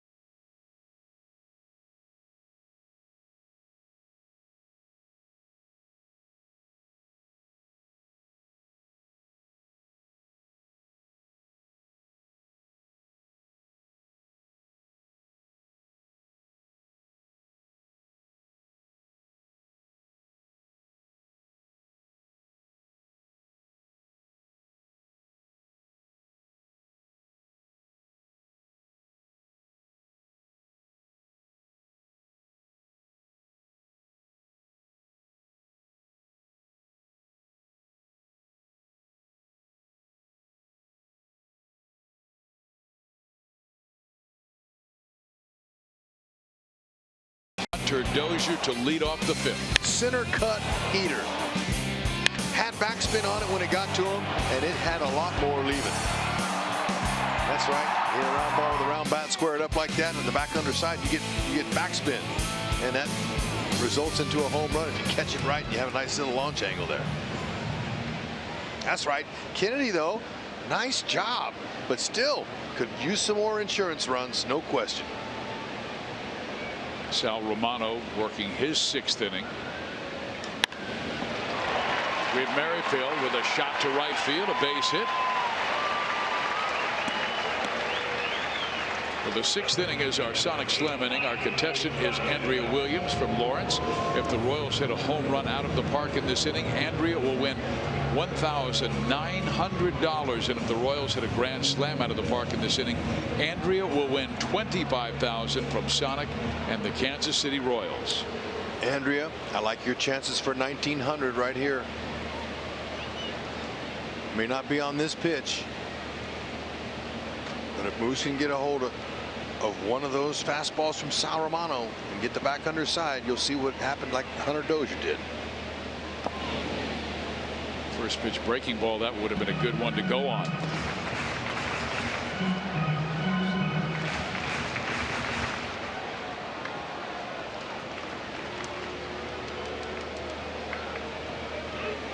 Two hit Wits at it again.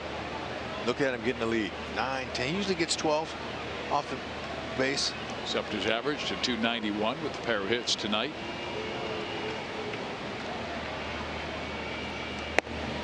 2-0 to Mike Moustakas, who has really been snake bit a little bit lately, Hud, where he has hit the ball on the screws in that Oakland series. My goodness, line out, line out, line out. He's a veteran. He understands, but you're right. He's been snake bit by some hard luck, some buzzard luck. Hang in there, keep his head up. They'll start falling again. Now, Tucker Barnhart, Gold Glover last year, can throw out runners. He wants to keep his numbers there. He wants to call for a fastball. Okay, and that's exactly what's going to happen here. 3-0. He's going to say, look, now be careful. Moose could have the green light. Let's get it right again. And you're going to get, with a good base stealer on first base, majority of fastballs. Cincinnati turned one double play earlier tonight. That was in the first inning.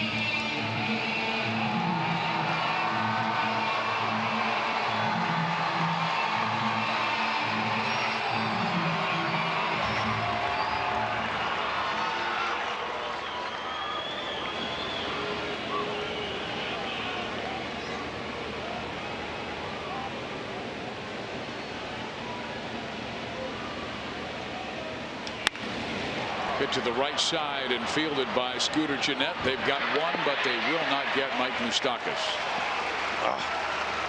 Couldn't get it through the infield. Good try.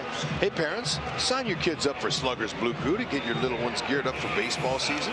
Membership includes a blue chip crew jersey, flat bill snapback cap, drawstring bag, compression sleeves, 2 home game ticket vouchers, and much more. Membership is just $30. Sign up now at royals.com/Blue Crew. We got sunset here tonight, Fizz. Beautiful night. Last 2 evenings have been gorgeous.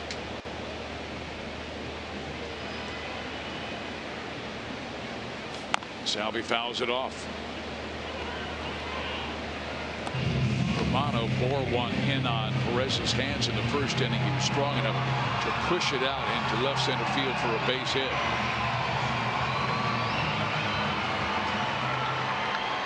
Wind picking up a bit at Kauffman Stadium, pushing out towards left.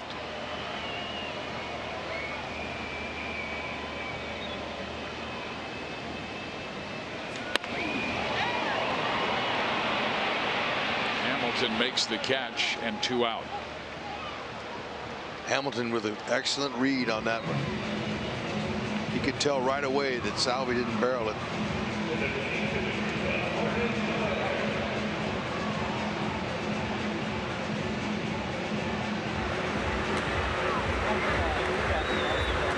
David Hernandez, the veteran right-hander, warming in the Cincinnati bullpen. If they have a strength in their pitching staff, it is in the bullpen, not among their starters. Soler down the line, but foul. Nice play, Richard.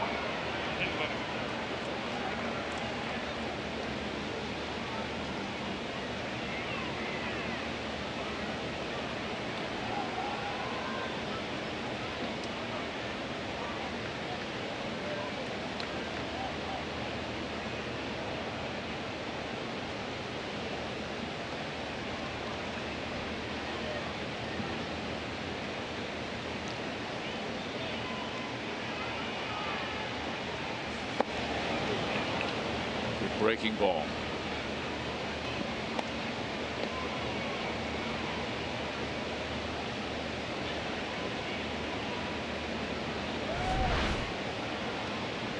See, you lift that leg up, that loads the hips, gets the hips ready, and then when you have a swing like that, it tells you the pitcher did his job.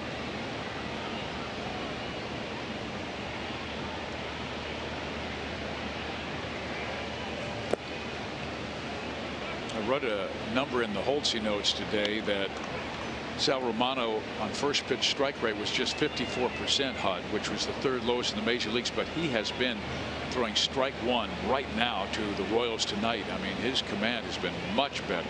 But he's pretty pleased. Danny Darwin, his pitching coach, got to be happy with what he's seeing.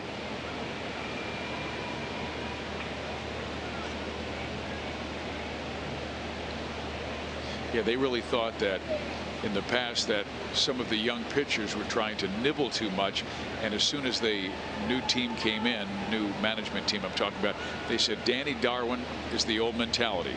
Come up and in hard and soft away. Because Danny wasn't afraid of coming inside at all. He hit a lot of batters in his day. Sure did. I haven't seen him in a long time, and I went up to him and I introduced myself to him today, and we can't find him anywhere in the clubhouse, but I said, the last time I saw you, 4 of my teammates had their hands around your neck. And he laughed and he said, yep, that was, he goes, I'll never forget that brawl. That was a good one. And you know, he hit so many of my teammates with the Expos. Tim Raines, Huey Brooks, Andre Scalaraga, Tim Wallach, and when we had a bench clearing brawl, they all went after him. He said he couldn't pitch for 10 days after that. It was a doozy. There he is, Danny Darwin. Member of the Texas Baseball Hall of Fame. Yep.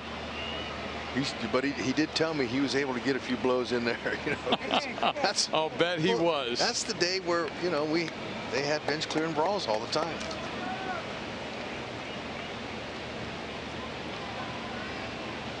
Now back to the strategy of what he's gotten to Sal Romano to command that fastball. That's right. And the alley right center field, will it drop? No, it stays up for the right fielder, Schebler, and that does it for the Royals. They take a 1-0 lead to the 7th here at Kauffman Stadium.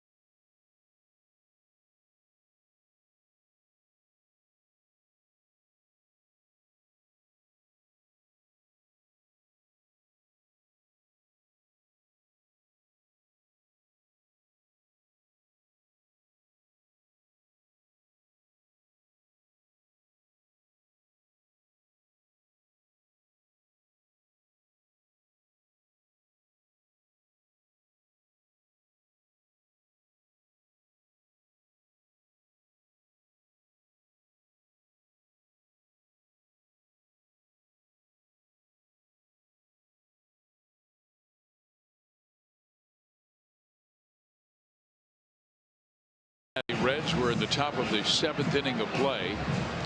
Home run by Hunter Dozier is the difference in the game. Our sprint trivia question we asked earlier, name the 4 Reds second basemen to hit 20 or more home runs in a season, and we've come up with 3 in Joe Morgan, Scooter Gennett, and Brandon Phillips. And we haven't had a strike yet, so we have 3 strikes. I don't think it was Mariano Duncan. I think he shared second base that year in '90 with Ron Oster. Yeah, and there's another guy out there, but I think he played a lot of shortstop, but I don't know. Rich Aurelia. Remember him? I sure do. He had one really big season where he hit like 36 home runs, but wasn't that with San Francisco? No, he played in some Cincinnati, I think. Maybe I'm wrong. No, I think he had like a 36 home run season with the Giants.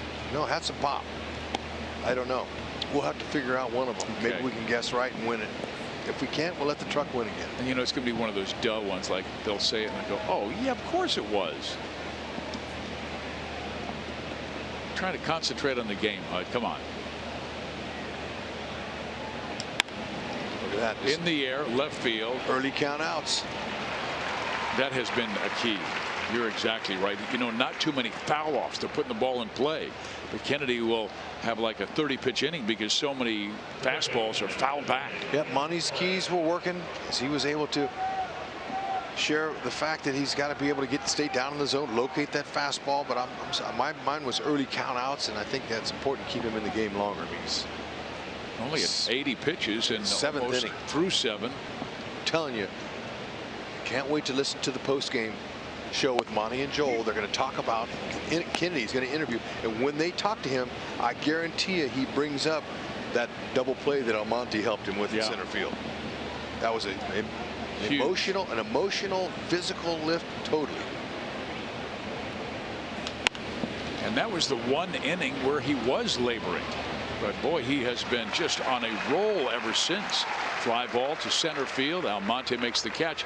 He had walked 2 and given up a hit that inning to load the bases with 1 out. Let's show it to you again, Fizz. Check this out. Look at how he timed that. 1 step and through. Perfect. Oh, Salvador. Let's not discount the fact that that's a tough pick. You got to be able to catch that ball. But Salvi's able to feather it. Look at him judging to catch the ball back in his chest like that and apply the tag. Scooter never even touched the dish. And look at Kennedy. That reaction right there tells you a lot. That ended the inning, and he went in there with a boost of confidence, and that's what a pitcher needs. Solid defense behind him. He's retired 14 of 15 since.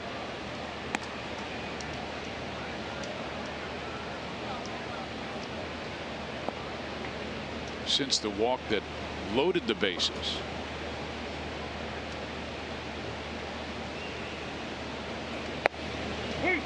Called that a strike.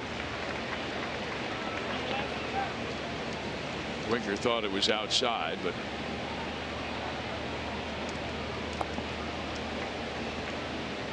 kid steps back in. He's a tremendous talent from Orlando, Florida.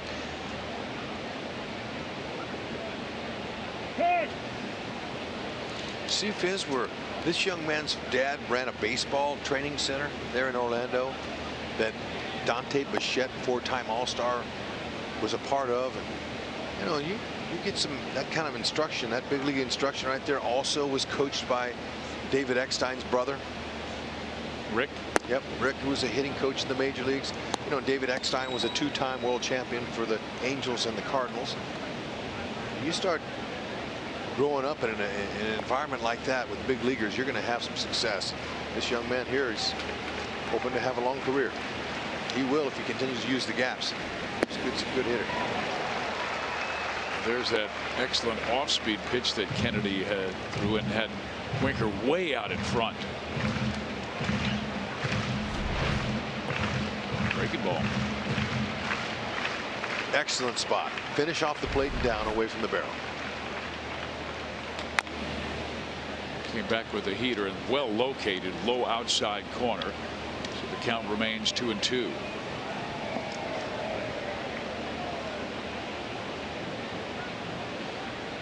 Winker showed good power when they brought him up last year. Very limited time, but hit 7 home runs.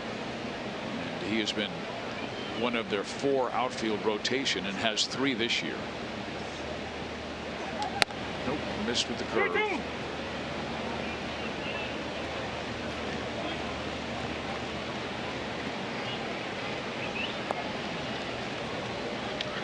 Stay in the middle of the field. Challenged Votto when he was behind in the count. Stay in the middle.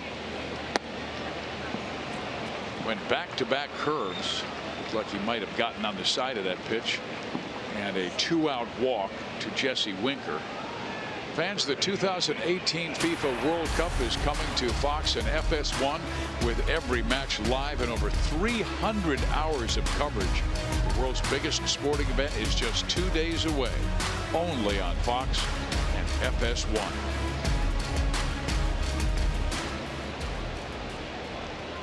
Dangerous power hit at the plate, and Duvall.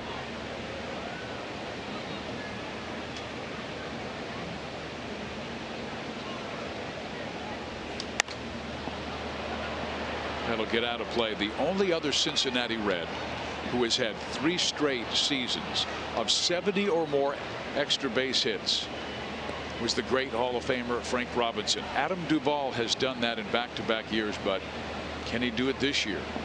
started out slowly, hitting just 191. He's left 104 runners on base this year. Sometimes you're all or nothing, and you're getting more than nothing. Close play, but safe. Salvador Perez, Tucker Barnhart, a couple of Gold Glove catchers like to throw behind runners, and that one almost got there, a little bit short.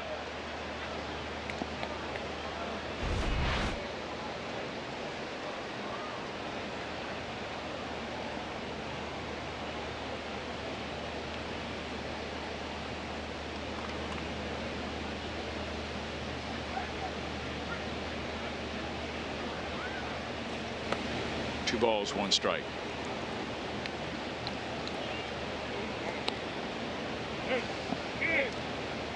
They want us to finalize our guess. Okay, well, let's go with Ron Oster. One. My bad, Fizz. I led you wrong.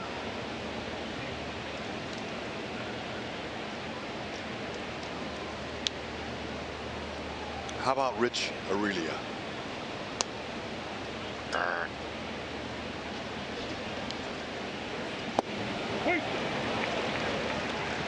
Okay, we got one more strike.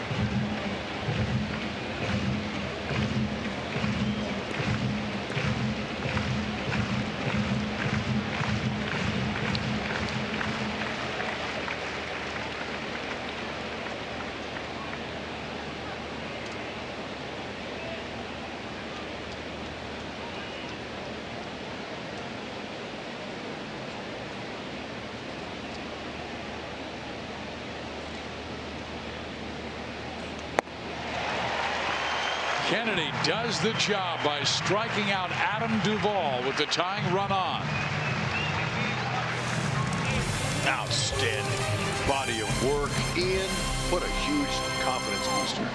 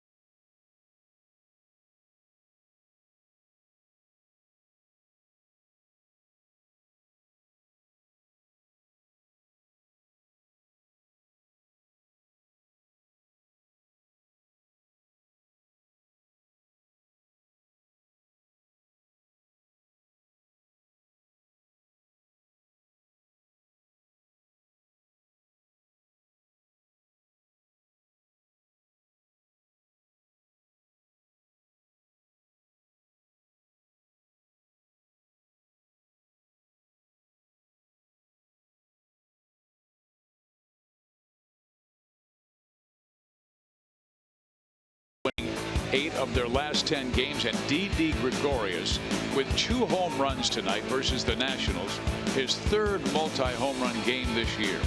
He had that brilliant start in April. Yeah, and then he cooled off in May, and then maybe he's back on it now. Short porch there, but how about this guy, Ian Kennedy? All of a sudden, he's found himself and looking good. Getting some early countouts tonight. Having some great defense played behind him. This is one of his better games of the year, no doubt. Meantime, the Yankees did win their game over Washington 3-0, that final score. And here is Alex Gordon fouling it out of play. Hud, I'm going to take a chance. How about Brett Boone? Brett Boone. Brett Boone? Brett Boone. They say it's a winner. I remember Brett in his fantastic seasons with the Seattle Mariners, but then I forgot Boone played in the mid to late 90s as well. Ding, ding, ding, ding, ding. There's a swing and a miss, and Alex is down on strikes. Okay. Check it out. We got him. Boone in 98. Morgan 4 times. I was a big Red Machine fan back in the 70s. I think everybody was. Yep, they were the best. I mean, with George Foster and Pete Rose, Sparky Tony Anderson Perez was the skipper. Johnny Bench. And we're talking about Tucker Barnhart winning the Gold Glove last year. Johnny won it 10 times. 10 times.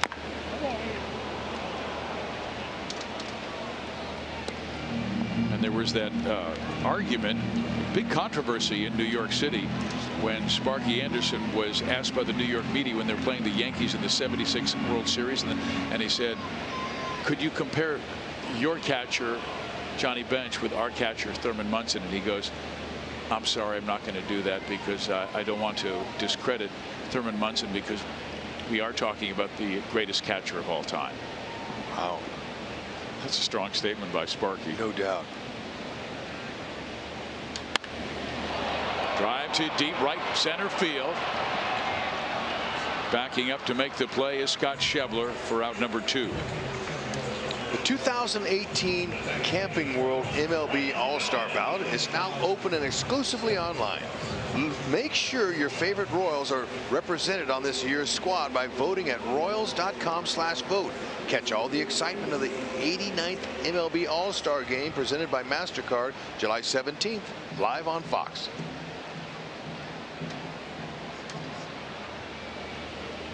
Sal Romano working into the 7th inning. He has only thrown 3 quality starts this year, but tonight, if he shuts down Kansas City, holds them to 3 or less, it would be his 4th.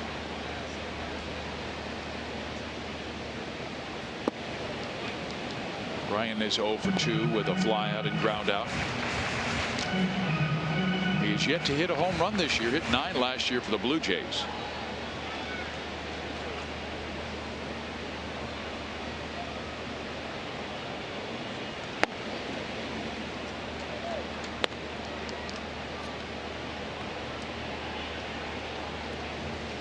You would think that Romano would have more strikeouts with his stuff. He's got 90 to 97 mile-an-hour stuff. His average fastball is 94. But he's more of a pitch to contact guy. Well, they go 3 up, 3 down. He has gone 7 quality innings. It's still just 1-0 Kansas City, and Ian Kennedy coming back for the 8th.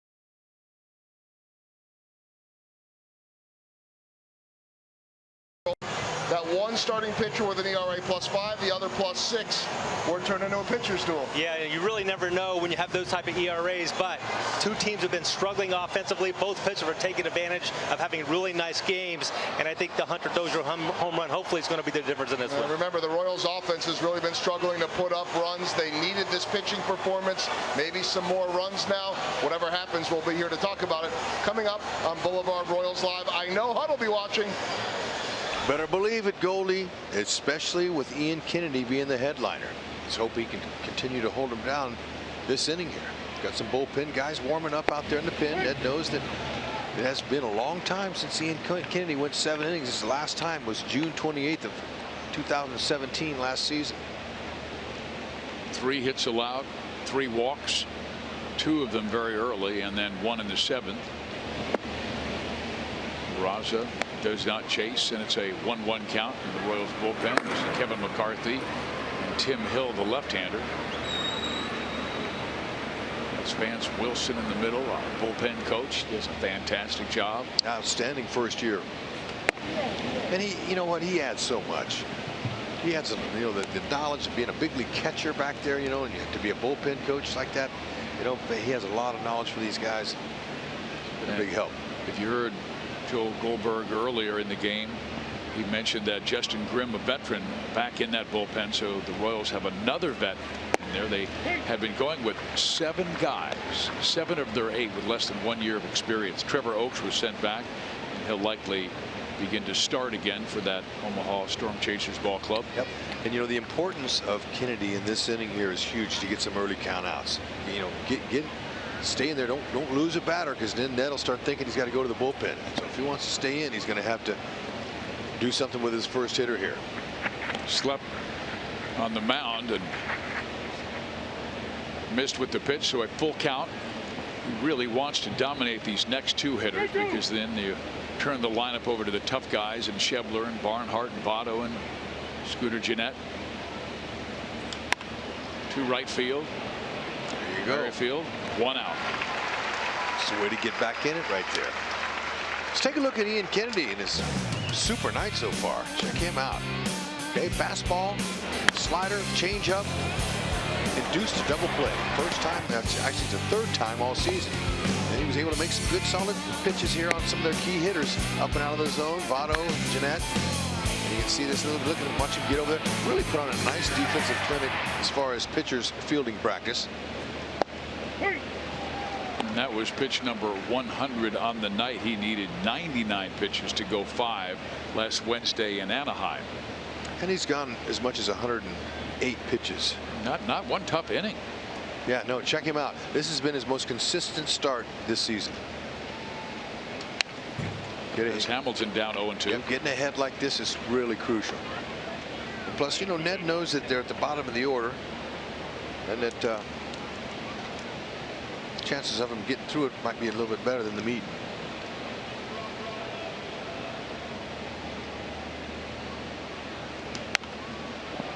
Although you can't discount 7, 8, 9 hitters in this game, Fizz, where some of us used to live. You know, they can hurt you too. Oh, there's no question. But the best hitters all hit in the top 4 spots, 5 spots.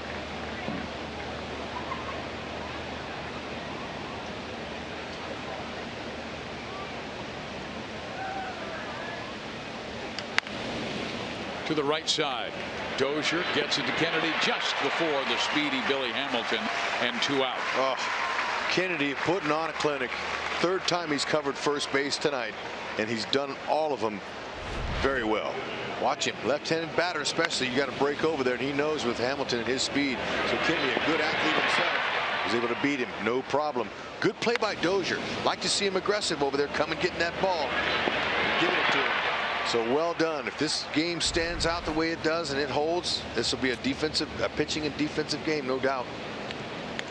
Look at Moose. And Moose giving him time to catch his breath. Exactly. That's exactly what he's doing. Fizz, good call right there. He's giving him a little breather. Now Shebler, who reached on a questionable hit in the 1st inning and then popped up in the 3rd, struck out in the 6th.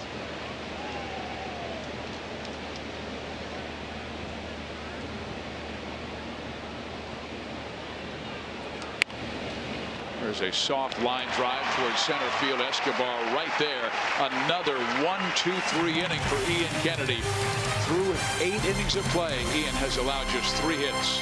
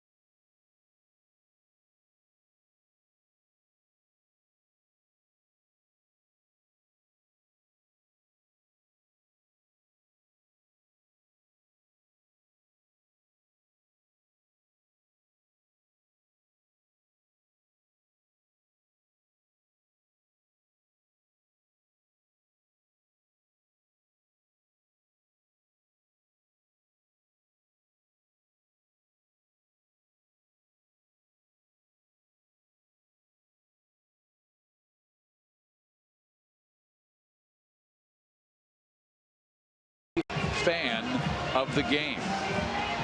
There they are. Darling family here at Kauffman Stadium. That's awesome. Sporting KC binky there, a little rattler. Maybe that looked like a soccer ball fizz. Or am I just seeing things? Like it. Sal Romano, it's his best performance of the year, facing Escobar, Almonte, and Merrifield. First pitch, fastball up, and Esky swings and misses. The Royals have been struggling offensively. Their last 11 games, including this one, averaging just barely over 2 runs per game. Boy, has their pitching been good. Starters, Duffy, Keller, and now Kennedy tonight. And you know, if you look at the crowd here at the K, this is a nice ballpark. It's full of fans here that just love the Royals. I don't have the first time probably ever seeing the Cincinnati Reds come to town.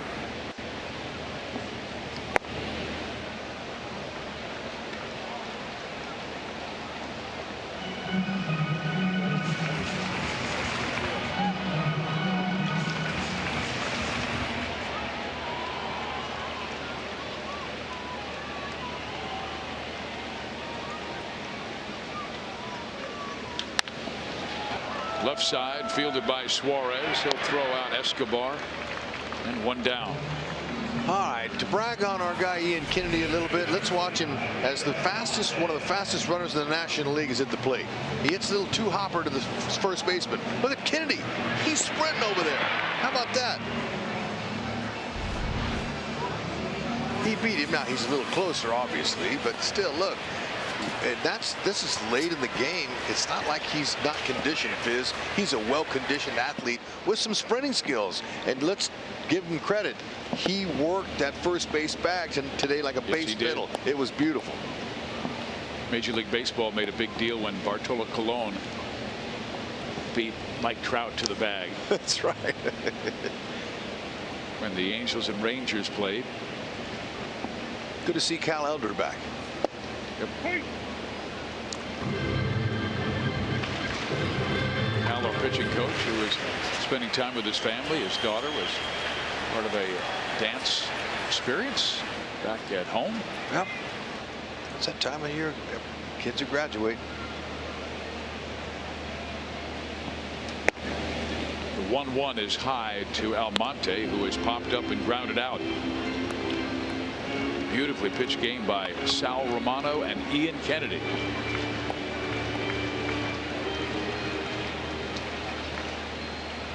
His name sounds like a Napoli pizzeria. Sal Romano's. Changeup outside, misses 3-1.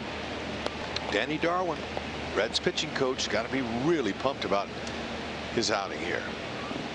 Just like Cal Eldred was sitting there with Ian Kennedy going over the positive notes of the game and things already. Same thing Darwin will do with his young 24-year-old. Well, he came out of a very good high school baseball program. That Southington High School also produced the likes of Rob Dibble, Carl Pavano, Chris DeNorfia. His mother, by the way, was Sal's mom's substitute teacher at Southington High. Come on. Got all this good information. And Almonte works the one-out walk. The first of the game by Sal Romano. This copyrighted telecast is presented by authority of the Kansas City Royals and may not be reproduced or retransmitted in any form, and the accounts and descriptions of this game may not be disseminated without the express written consent of the Kansas City Royals Baseball Club.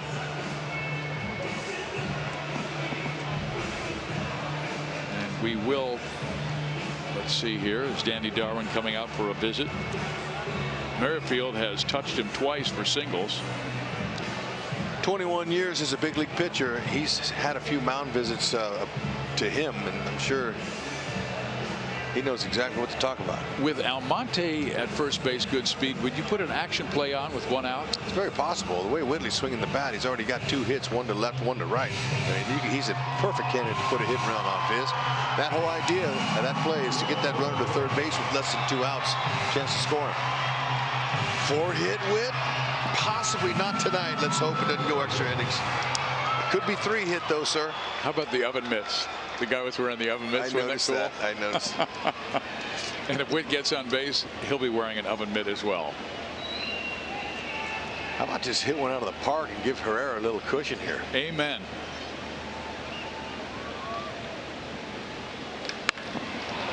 Well, he hits it to center field, but plenty of space for Billy Hamilton, who will make the catch. Almonte tags but does not go, and it's a good throw by Hamilton.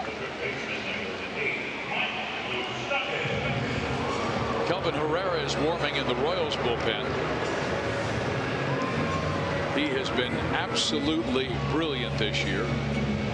And so Ian's evening is finished. So what Ian essentially has done so far in this game is he's given the bullpen 2 full days off. Yeah, you're right. That's a good point.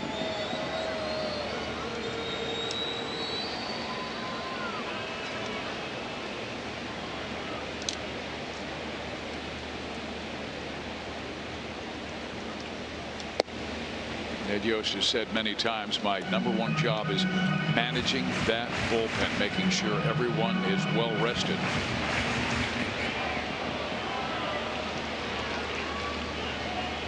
Moose 0 for 3.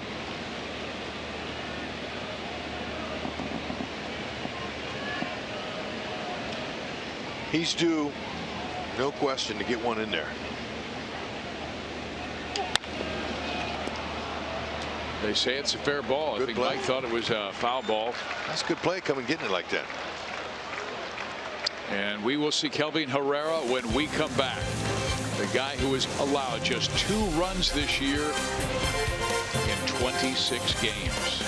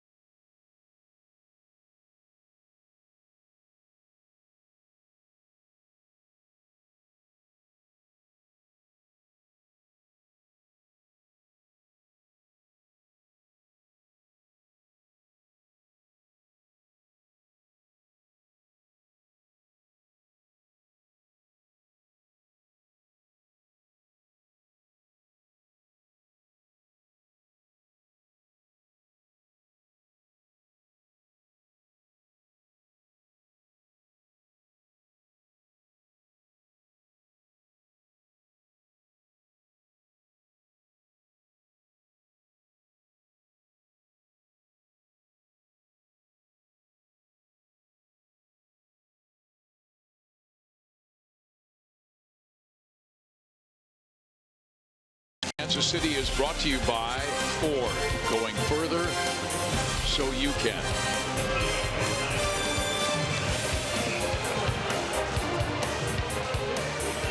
The Reds and Royals. KC with a 1-0 lead. Sal Romano's only mistake.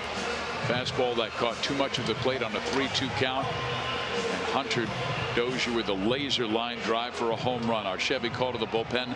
Kelvin Herrera looking for his 15th save this year. He has almost been untouchable, Hud. Yeah. And no walks. That's right. The 0 over there is a beautiful thing. He's not putting anybody on. He is in total control this year. And look, that 205 opponent average has a few singles here and there, but he's been really tough. 3 great pitches, fastball, slider, change. They're not just average pitches. They're all well-polished pitches. And he has to go through the tough part of the batting order. Hitters 2, 3, and 4. Barnhart, Votto, and Jeanette. The years the Royals went to the World Series in 14 and 15, Herrera was a big part of that. He was in pressure situations way more than this. He's saying bring it on. He's finally matured to be the kind of pitcher and closer that he realized he always could be, but did a fine job in that setup role though for years. 7th, 8th inning. 95 at the knees. Evens the count at 1-1. And he'll go up to 98, maybe 99. He's got his sliders, a very effective down low. And there it is. And he'll work that changeup at 88 miles an hour to 89. That's a high velocity changeup. His slider got a little flat last year. We just saw that one that just snapped over. Yeah, more downward depth this year we're seeing, and that's the tougher ones to hit, square up. 97 caught too much of the plate.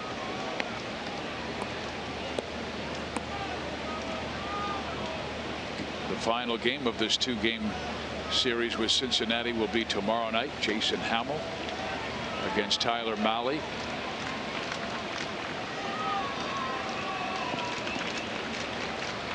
Got him all set up for a changeup. Put off the plate. Threw a slider though. Good spot.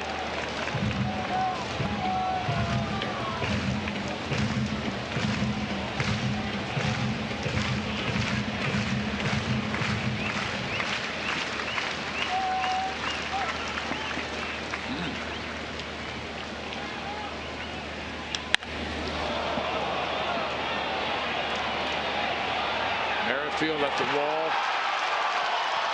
Barnhart has tied it.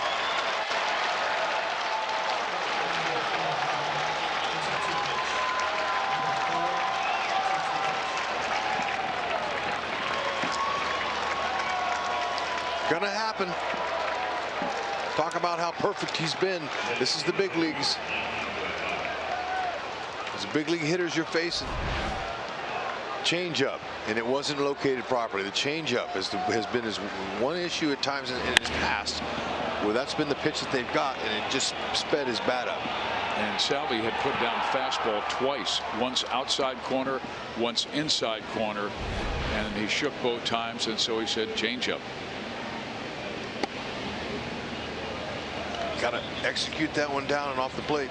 That's a design pitch to swing and miss, but when you miss in the middle, Barnhart let him know.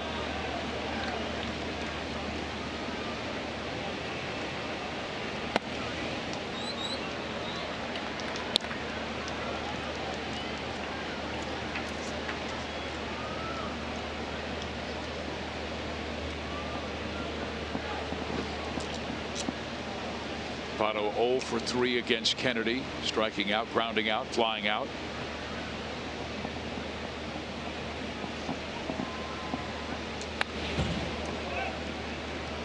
Balls and 1 strike. Herrera has not yielded a walk in any of his 26 appearances, surpassing Dan Quisenberry for the most consecutive games without a walk to begin a season in Royals history. But now you've got a guy at the plate with a brilliant eye, as Joey leads the National League in walks with 46 and has a 3-1 count.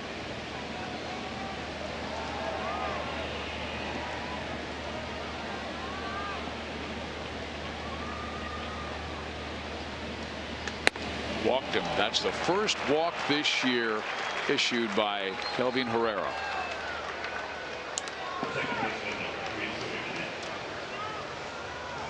Uh-oh. Salvi calling up head athletic trainer Nick Kenny.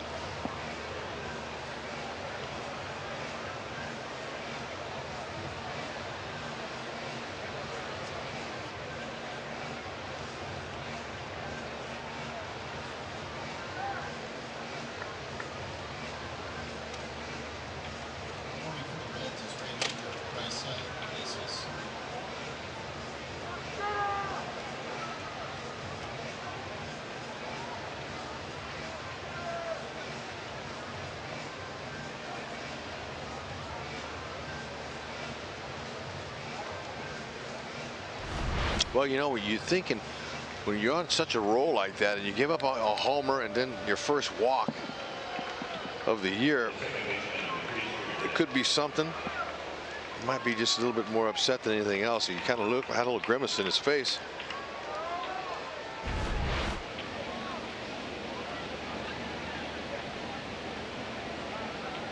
Now just trying to keep it tied at 1. This is not the command we've seen from Kelvin Herrera. So that's the second home run that Herrera's given up this year. Now you've got Jeanette at the plate, who has been ultra hot. 1 for 3 in this game with a 9-game hit streak. Better location there, and Alex will run it down right on the foul line, and that's the first out of the 9th.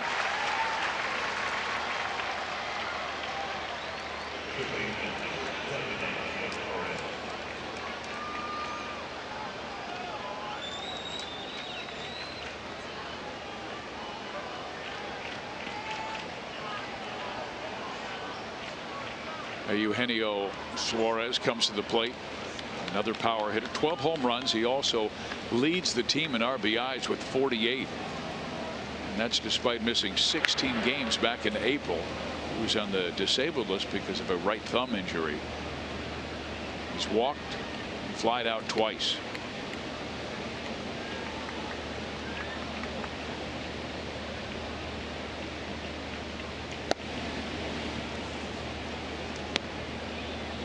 The Royals will have hitters 3, 4, and 5 coming up in the bottom of the 9th inning. Right now, Hernandez and the closer Iglesias warming in that Cincinnati pen. Each starter went 8.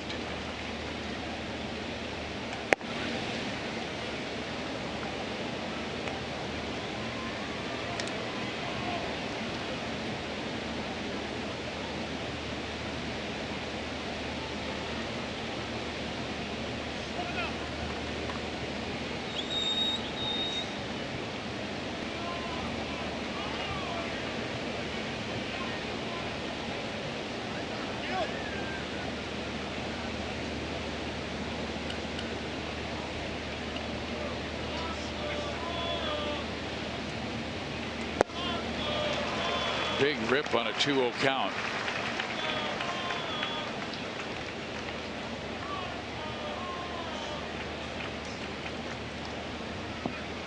This had been a matchup of 2 struggling pitching staffs, but both were strong in game 1. The Royals came in with a 5.29 ERA. Ground ball wide of third. Cincinnati came in with a 5.00 ERA. Wouldn't know it by tonight. No.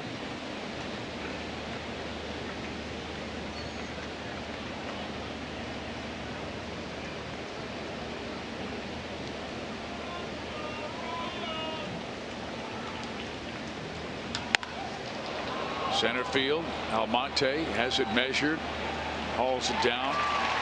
Vato is thinking about going, now stays put. 2 out.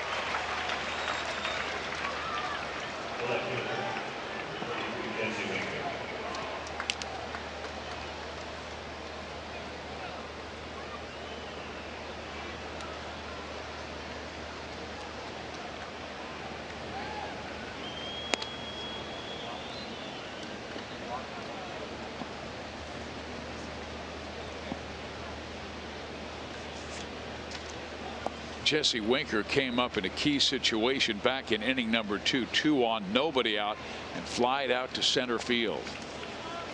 That was the most difficult inning for Ian Kennedy, who would walk another in that inning and load the bases with 1 out after Winker flied out. But the defensive play of the night, Abraham Monte making the catch of Jose Peraza and throwing out Scooter Gennett, trying to score from third base.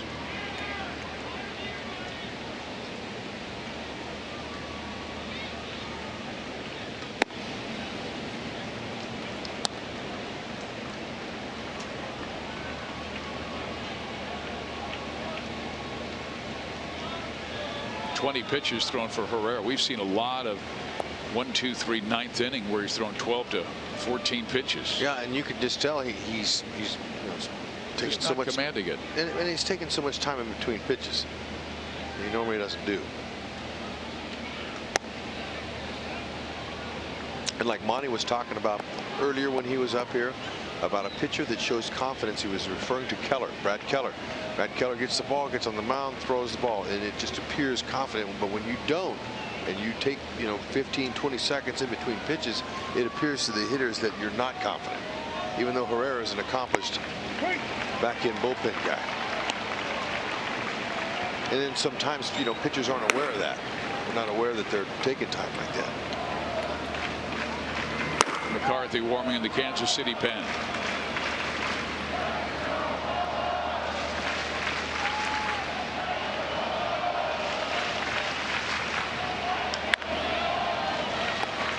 Well, he now has the count full. That means the runner, Vato, will be moving from first base.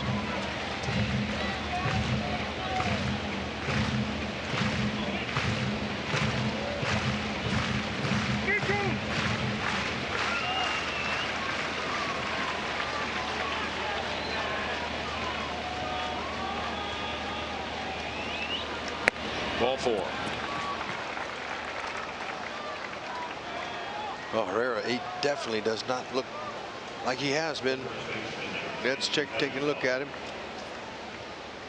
He's been dominating all year long, that it's always surprising when he doesn't go 1, 2, 3 with the opposition.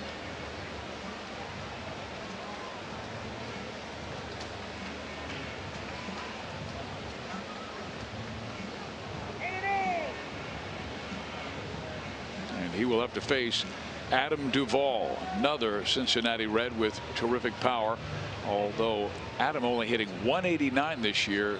But when he makes contact, look at that, 10 home runs. He's also driven in 34. First time that these two have ever faced off, and obviously if you're a hitter, you're looking for that fastball, and then you're going to adjust depending on the count.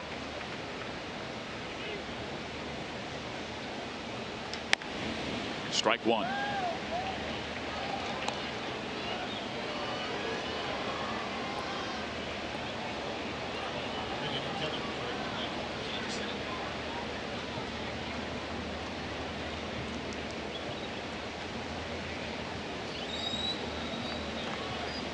Each team with 1 run on 4 hits.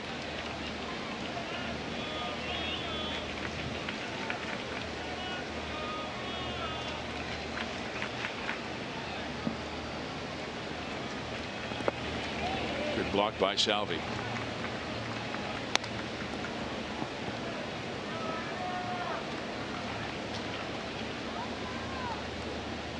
The inning started with a home run by Tucker Barnhart, then a walk to Joey Votto, pair of flyouts, and the second walk issued this year.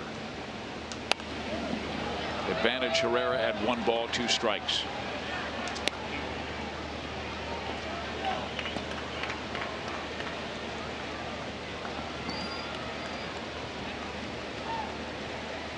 He's trying to grind through this top of the 9th. 27 pitches. He can get out of it with 1 good pitch. He's got 3 nice ones. Just off the plate at 96 miles an hour.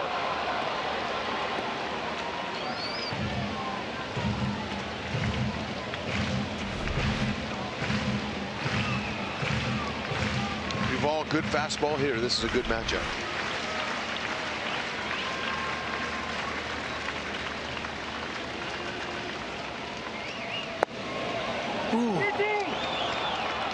Barely missed with the breaking ball. Yeah, good eye. Herrera was counting for a swing and miss on that.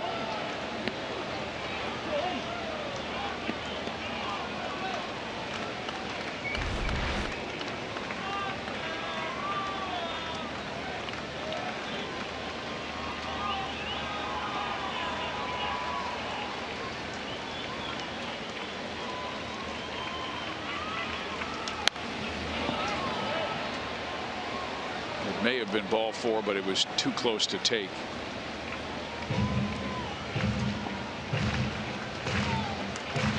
Yeah, with that runner out there, go ahead run.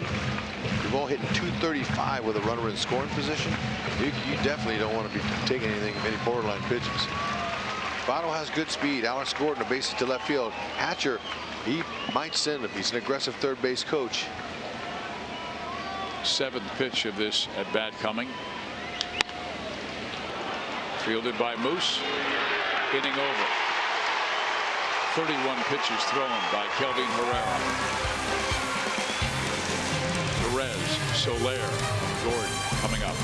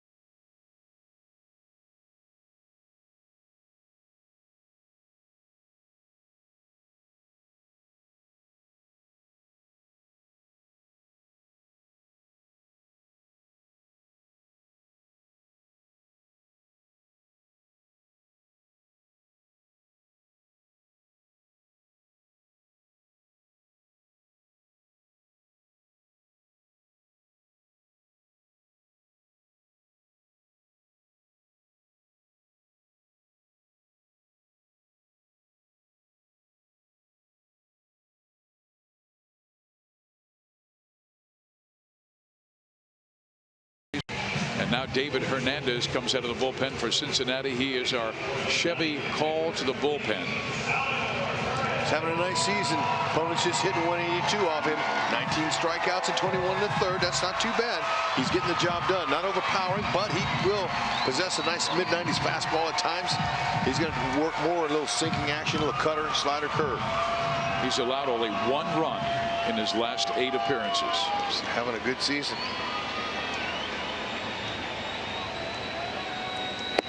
Salvi takes ball 1. Perez tonight is 1 for 3.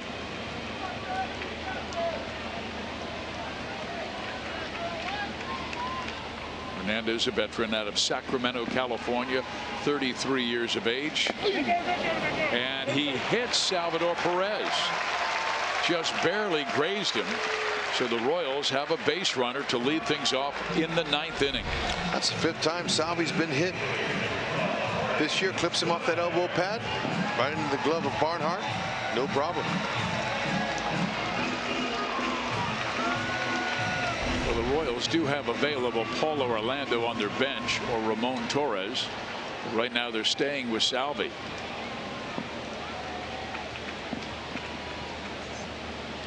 Jim Riggleman coming out. Apparently they'll make a switch here.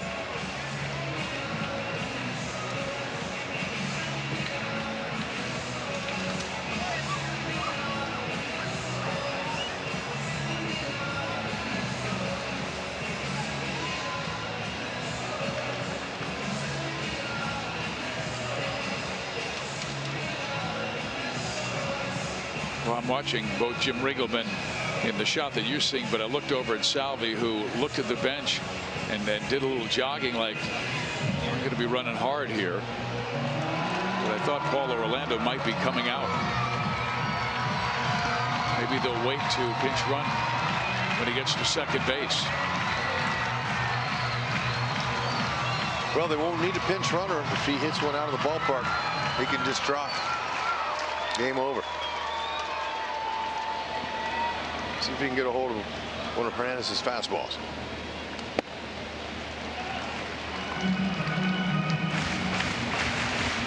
Soler has grounded into an inning-ending double play. Grounded to short and flied out 0 for 3. He's coming back with that wounded toe. And he belts this one foul. I'll say, man, he got out on that one. He got really tomahawked that one.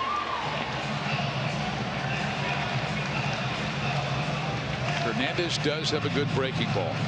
And a lot of right-handers have thrown that to Jorge Soler with a 1-1 count. This is exactly what we talked about in the open of our show tonight. The clutch home runs Soler has hit for his team so far this year. They've all been really good, especially the 5.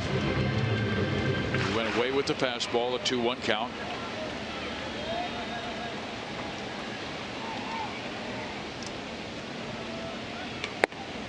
Staying tight on Soler as well.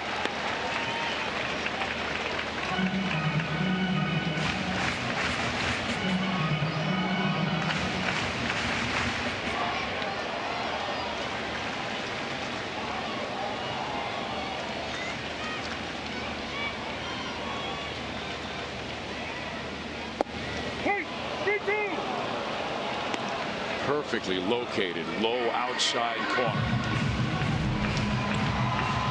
Yeah, that's right where he wants to be. We want to get out there, but we've seen Soler reach out on those outside pitches. We've seen him reach out with those long arms and deposit those over the fence.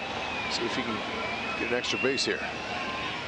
And he swings and misses on the breaking ball and strikes out.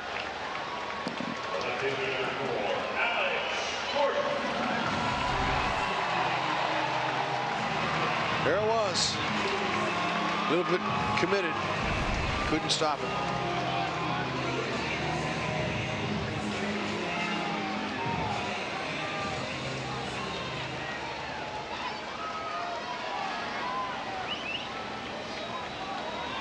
Gordon came into this game hot, 7 for his last 18.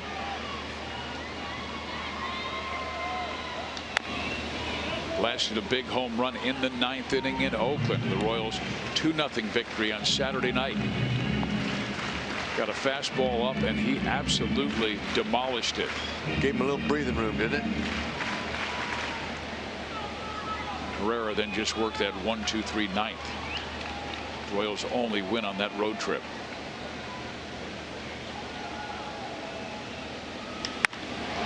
Opposite field, pretty deep.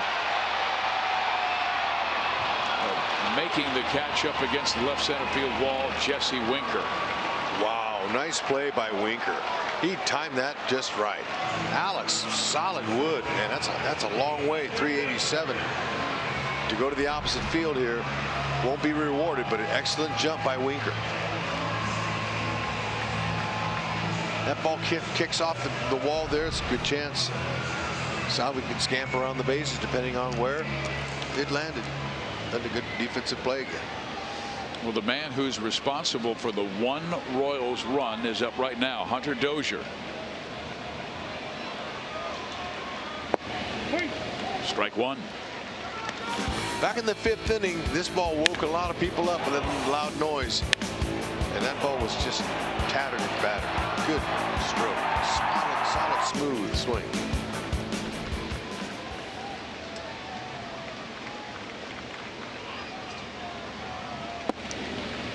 Oh, man. Back-to-back great pitches. Perfect location to Hunter Dozier, and he has him down in the count 0-2. It's good sinking action. You can see the trailer there.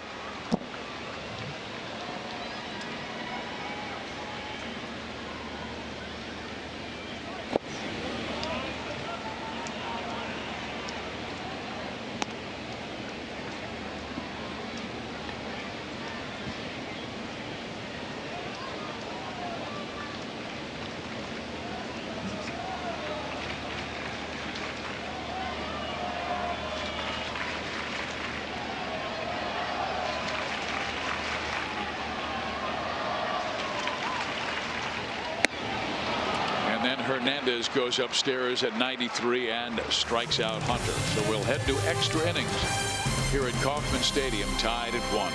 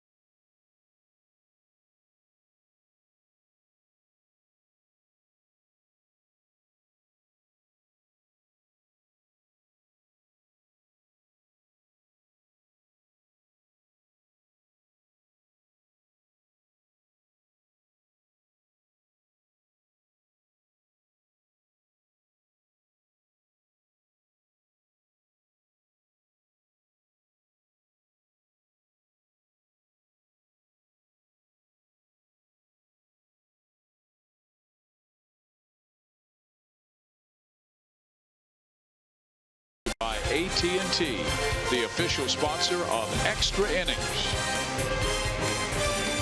1-1 score going to the 10th inning here at Kauffman Stadium. We're back home.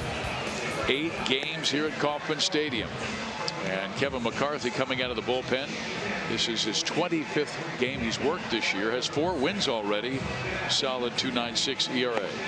Yep, he has been solid. He has a bulldog mentality. Wants to pound the zone with strikes, especially down. Heavy power sinker, low to mid 90s. Slider change curve has been looking really good. Opponent's hitting just 235.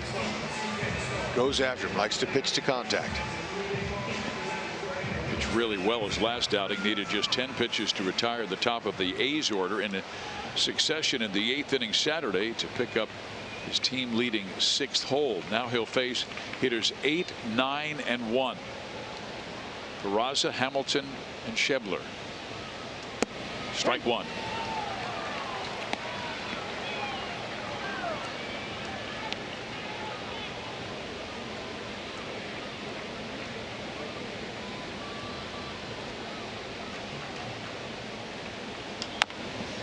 To third. Tough play for Moose. Quick toss. High throw. Get him. Run is going to go to second. Safe. Peraza, excellent speed, and that's what he does. He puts the ball in play, and he challenges defenses to make the play. Moose had to get rid of it quickly. It's going to be an error. It's on the overthrow, but you know what? He caught it and had to toss it. He was hoping it was in the right direction. It's going to be a hit and an error as he took the extra base. And I thought Dozier might have had a shot for him, but the angle was too much for him.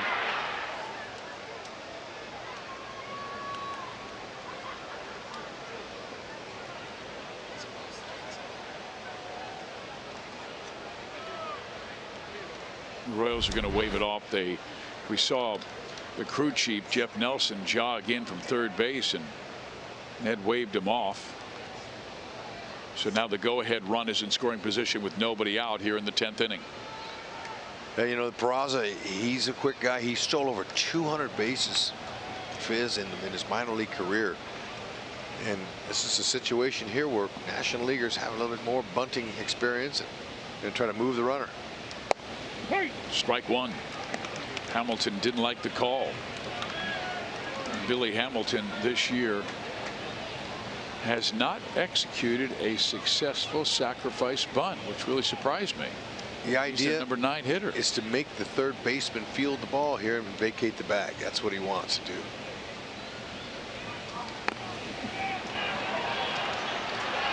Oh my! Out! What a great play by Salvador Perez. That's why he wears the gold. And that play off balance like that, to be accurate with a perfect throw, is just a beautiful thing. See the gold he's got on his chest protector? Watch him off balance here. He gets to it. How quick he is picking that ball up off the ground and throwing. That is a picture perfect play. Can't get any better with the throw. Look at that, throwing off his right foot like an infielder does. And look at that right to Moose, who was coming in on the bunt. And not the best sacrifice bunt, but Salvador Perez turned it into a beauty. Now you've got to believe that Billy Hamilton will be going. He's been one of the game's great base stealers the last few seasons. He does not go, and the pitch is swung on and missed by Schebler. Just another opportunity for Salvador Perez to show off his throwing arm. He's thrown out 50% of runners this year. 18 out of 19. Excuse me, 9 out of 18. He's been really good. Hamilton 10 for 13 this year, but 4 times in his career he has stolen at least 56 bases.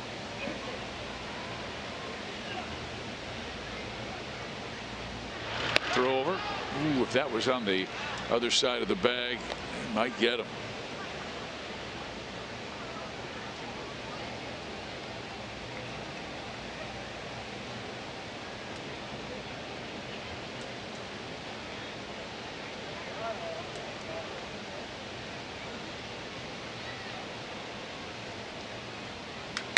Hit to the right side and through. Hamilton will make it to third.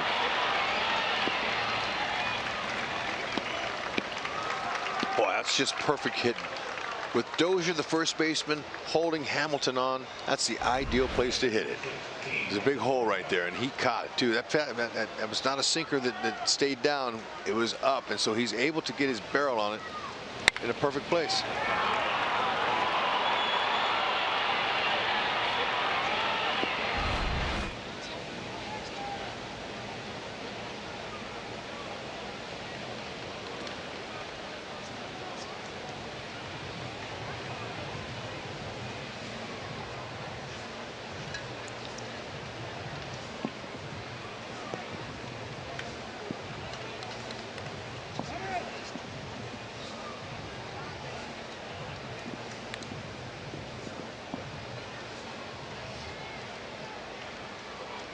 The reason why we're still here, Tucker Barnhart's home run tied it, leading off the 9th off one of the best closers in the game, Kelvin Herrera.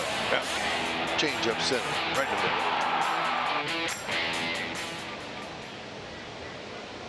middle. Infield in. Got to credit Jeanette for hitting that ball, though. Excuse me, Barnhart. Oh, McCarthy has it. He's coming home now, and they've got Hamilton on the rundown. Uh-oh. He needs some help back at plate. They say he didn't tag him. Escobar did not tag him. Did he run out of the line? Oh, my.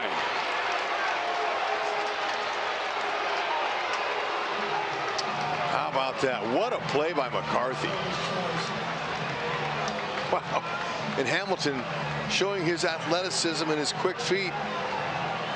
Ned's saying, hey, he came out of the line there. And Ned's not real happy.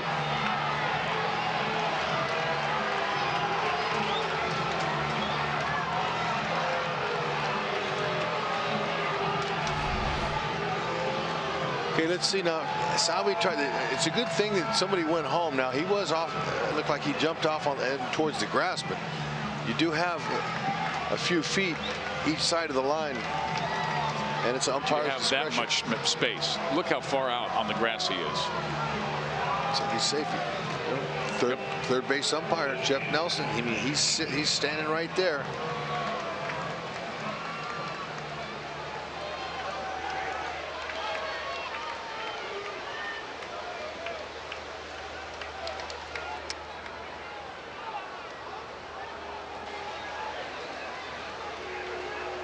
I'm not sure if there was movement on the shirt when the tag. Nope. Nope.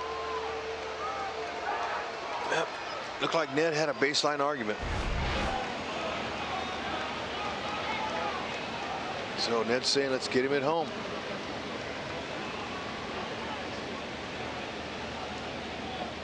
Bases loaded, 1 out, and Cincinnati's best at the plate, Joey Votto.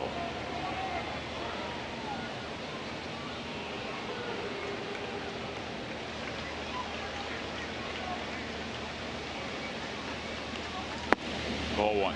Infield in to a hitter like Votto. Man, this is like just handing candy to a kid.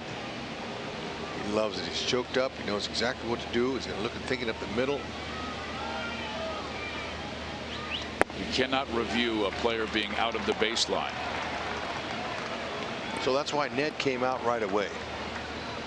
He knew that you couldn't review it. He said he gave him his best argument. They could review a tag play, but obviously Billy Duplessis did not see glove on shirt. Votto has grounded into 8 double plays this year. That's exactly what he would like to see. McCarthy would like.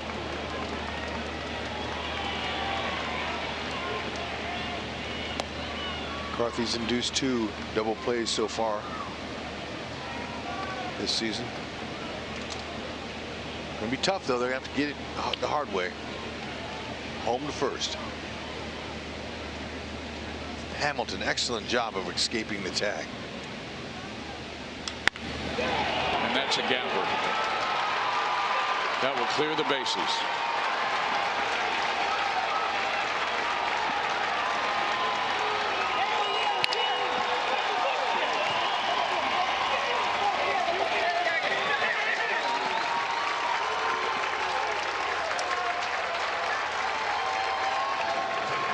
Second 3-bagger of the year, and like I said, that was a perfect situation for one of the best hitters. And look at that pitch there, center cut right down the middle. He's not going to miss it, and he's thinking up the middle.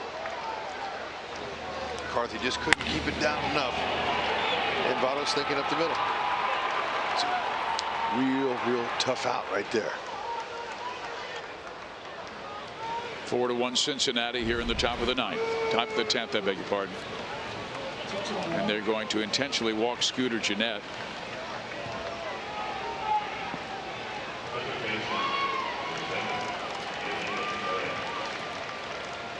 The inning did not start well with Peraza sending a soft roller to the third baseman Mike Moustakas. Peraza very quick. Moose knew he had to get rid of it quickly. Single and an error. Billy Hamilton with a bad bunt but did reach. And then single. Fielder's choice, loaded the bases, and then the triple that cleared them.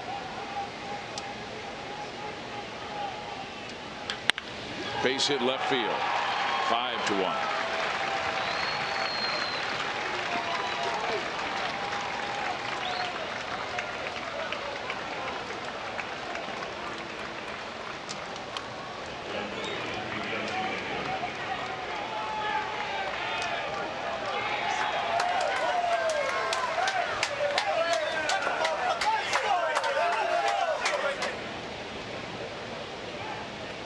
Royals led 1-0 going into the 9th inning of play, handing it off to one of the best closers in the game in Kelvin Herrera.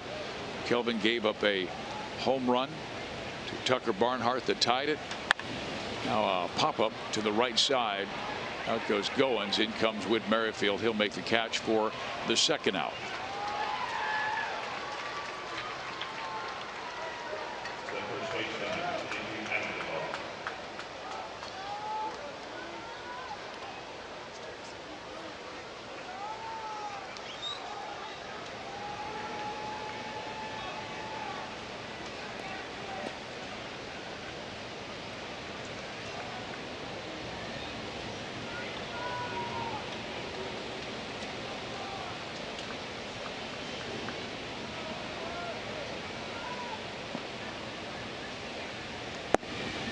Ball 1.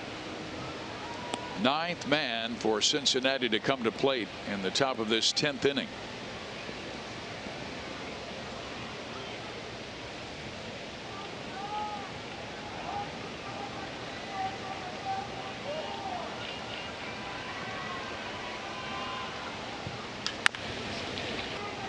Moose has it across the diamond. He guns it. records the out, but a huge inning for the Cincinnati Reds. 4 runs in the top of the 10th. They take a 5-1 lead.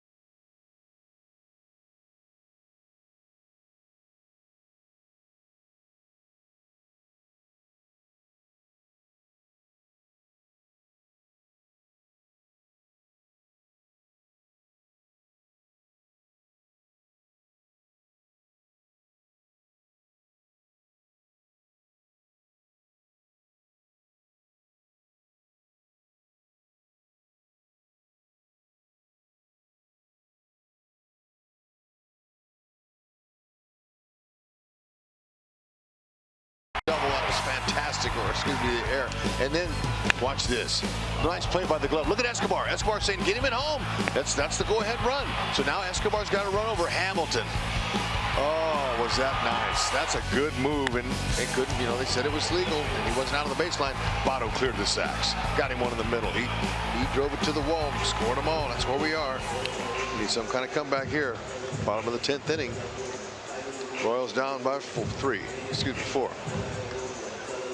Cincinnati brings out Amir Garrett. Amir, a 6'5" lefty out of Victorville, California. He's pitched very well this year, a 2.27 ERA in 29 games, 41 strikeouts in 35 2/3 innings. He's got a power fastball, slider change. Good athlete. 6'5", 220, 26 years old. Got a little swagger to him. He's a great basketball player in his young days.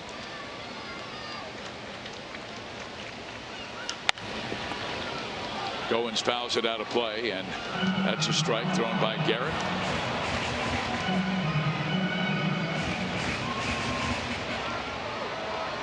.6'5", 230. Can throw mid-90s.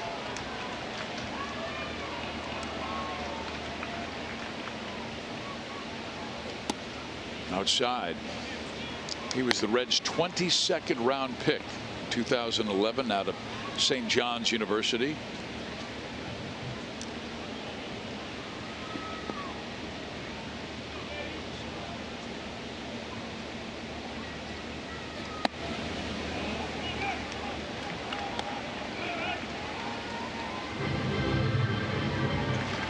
What a slam dunk contest.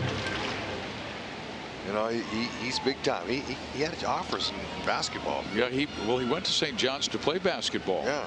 He helped the Red Storm to the second round of the NIT. That ball hit on the money, but Billy Hamilton is there. And Goins is out number 1. Good swing by Goins. Hamilton stayed with it. That wasn't an easy play.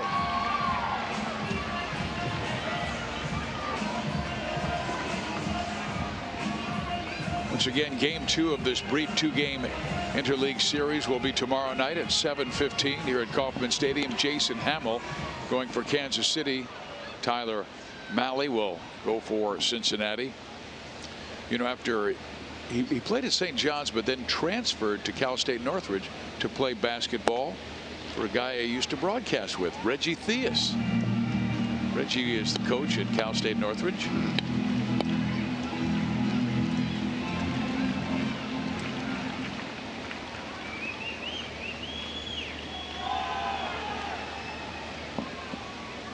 One out, nobody on. Escobar up, and he hits it back up the middle. It hits off of the mound directly to the second baseman, and Jeanette throws him out 4-3.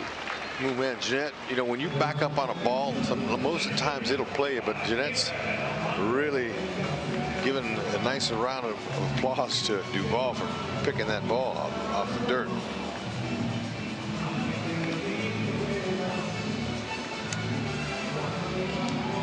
Seen some good defense. Yes, we have. Ian Kennedy, fantastic outing. Looked the best he's looked all year. Well, unfortunately, the Royals have put so much pressure on themselves with so little offense. Their last 11 games, they're averaging right at 2 runs per game. Hard to win games that way. Sure is. And Cincinnati will win game 1 of this 2-game series. Final score in 10 innings, 5-1. Very disappointing loss for Kansas City as they led going to the 9th by 1 run after Ian Kennedy pitched so brilliantly for 8 innings. Yep, sure was a heck of a game until that 10th inning. But look, it's time to let it go and regroup for tomorrow and see if Hamill can continue his good pitching. 5-1 the final score in 10 innings. Cincinnati wins the first, and we'll be right back.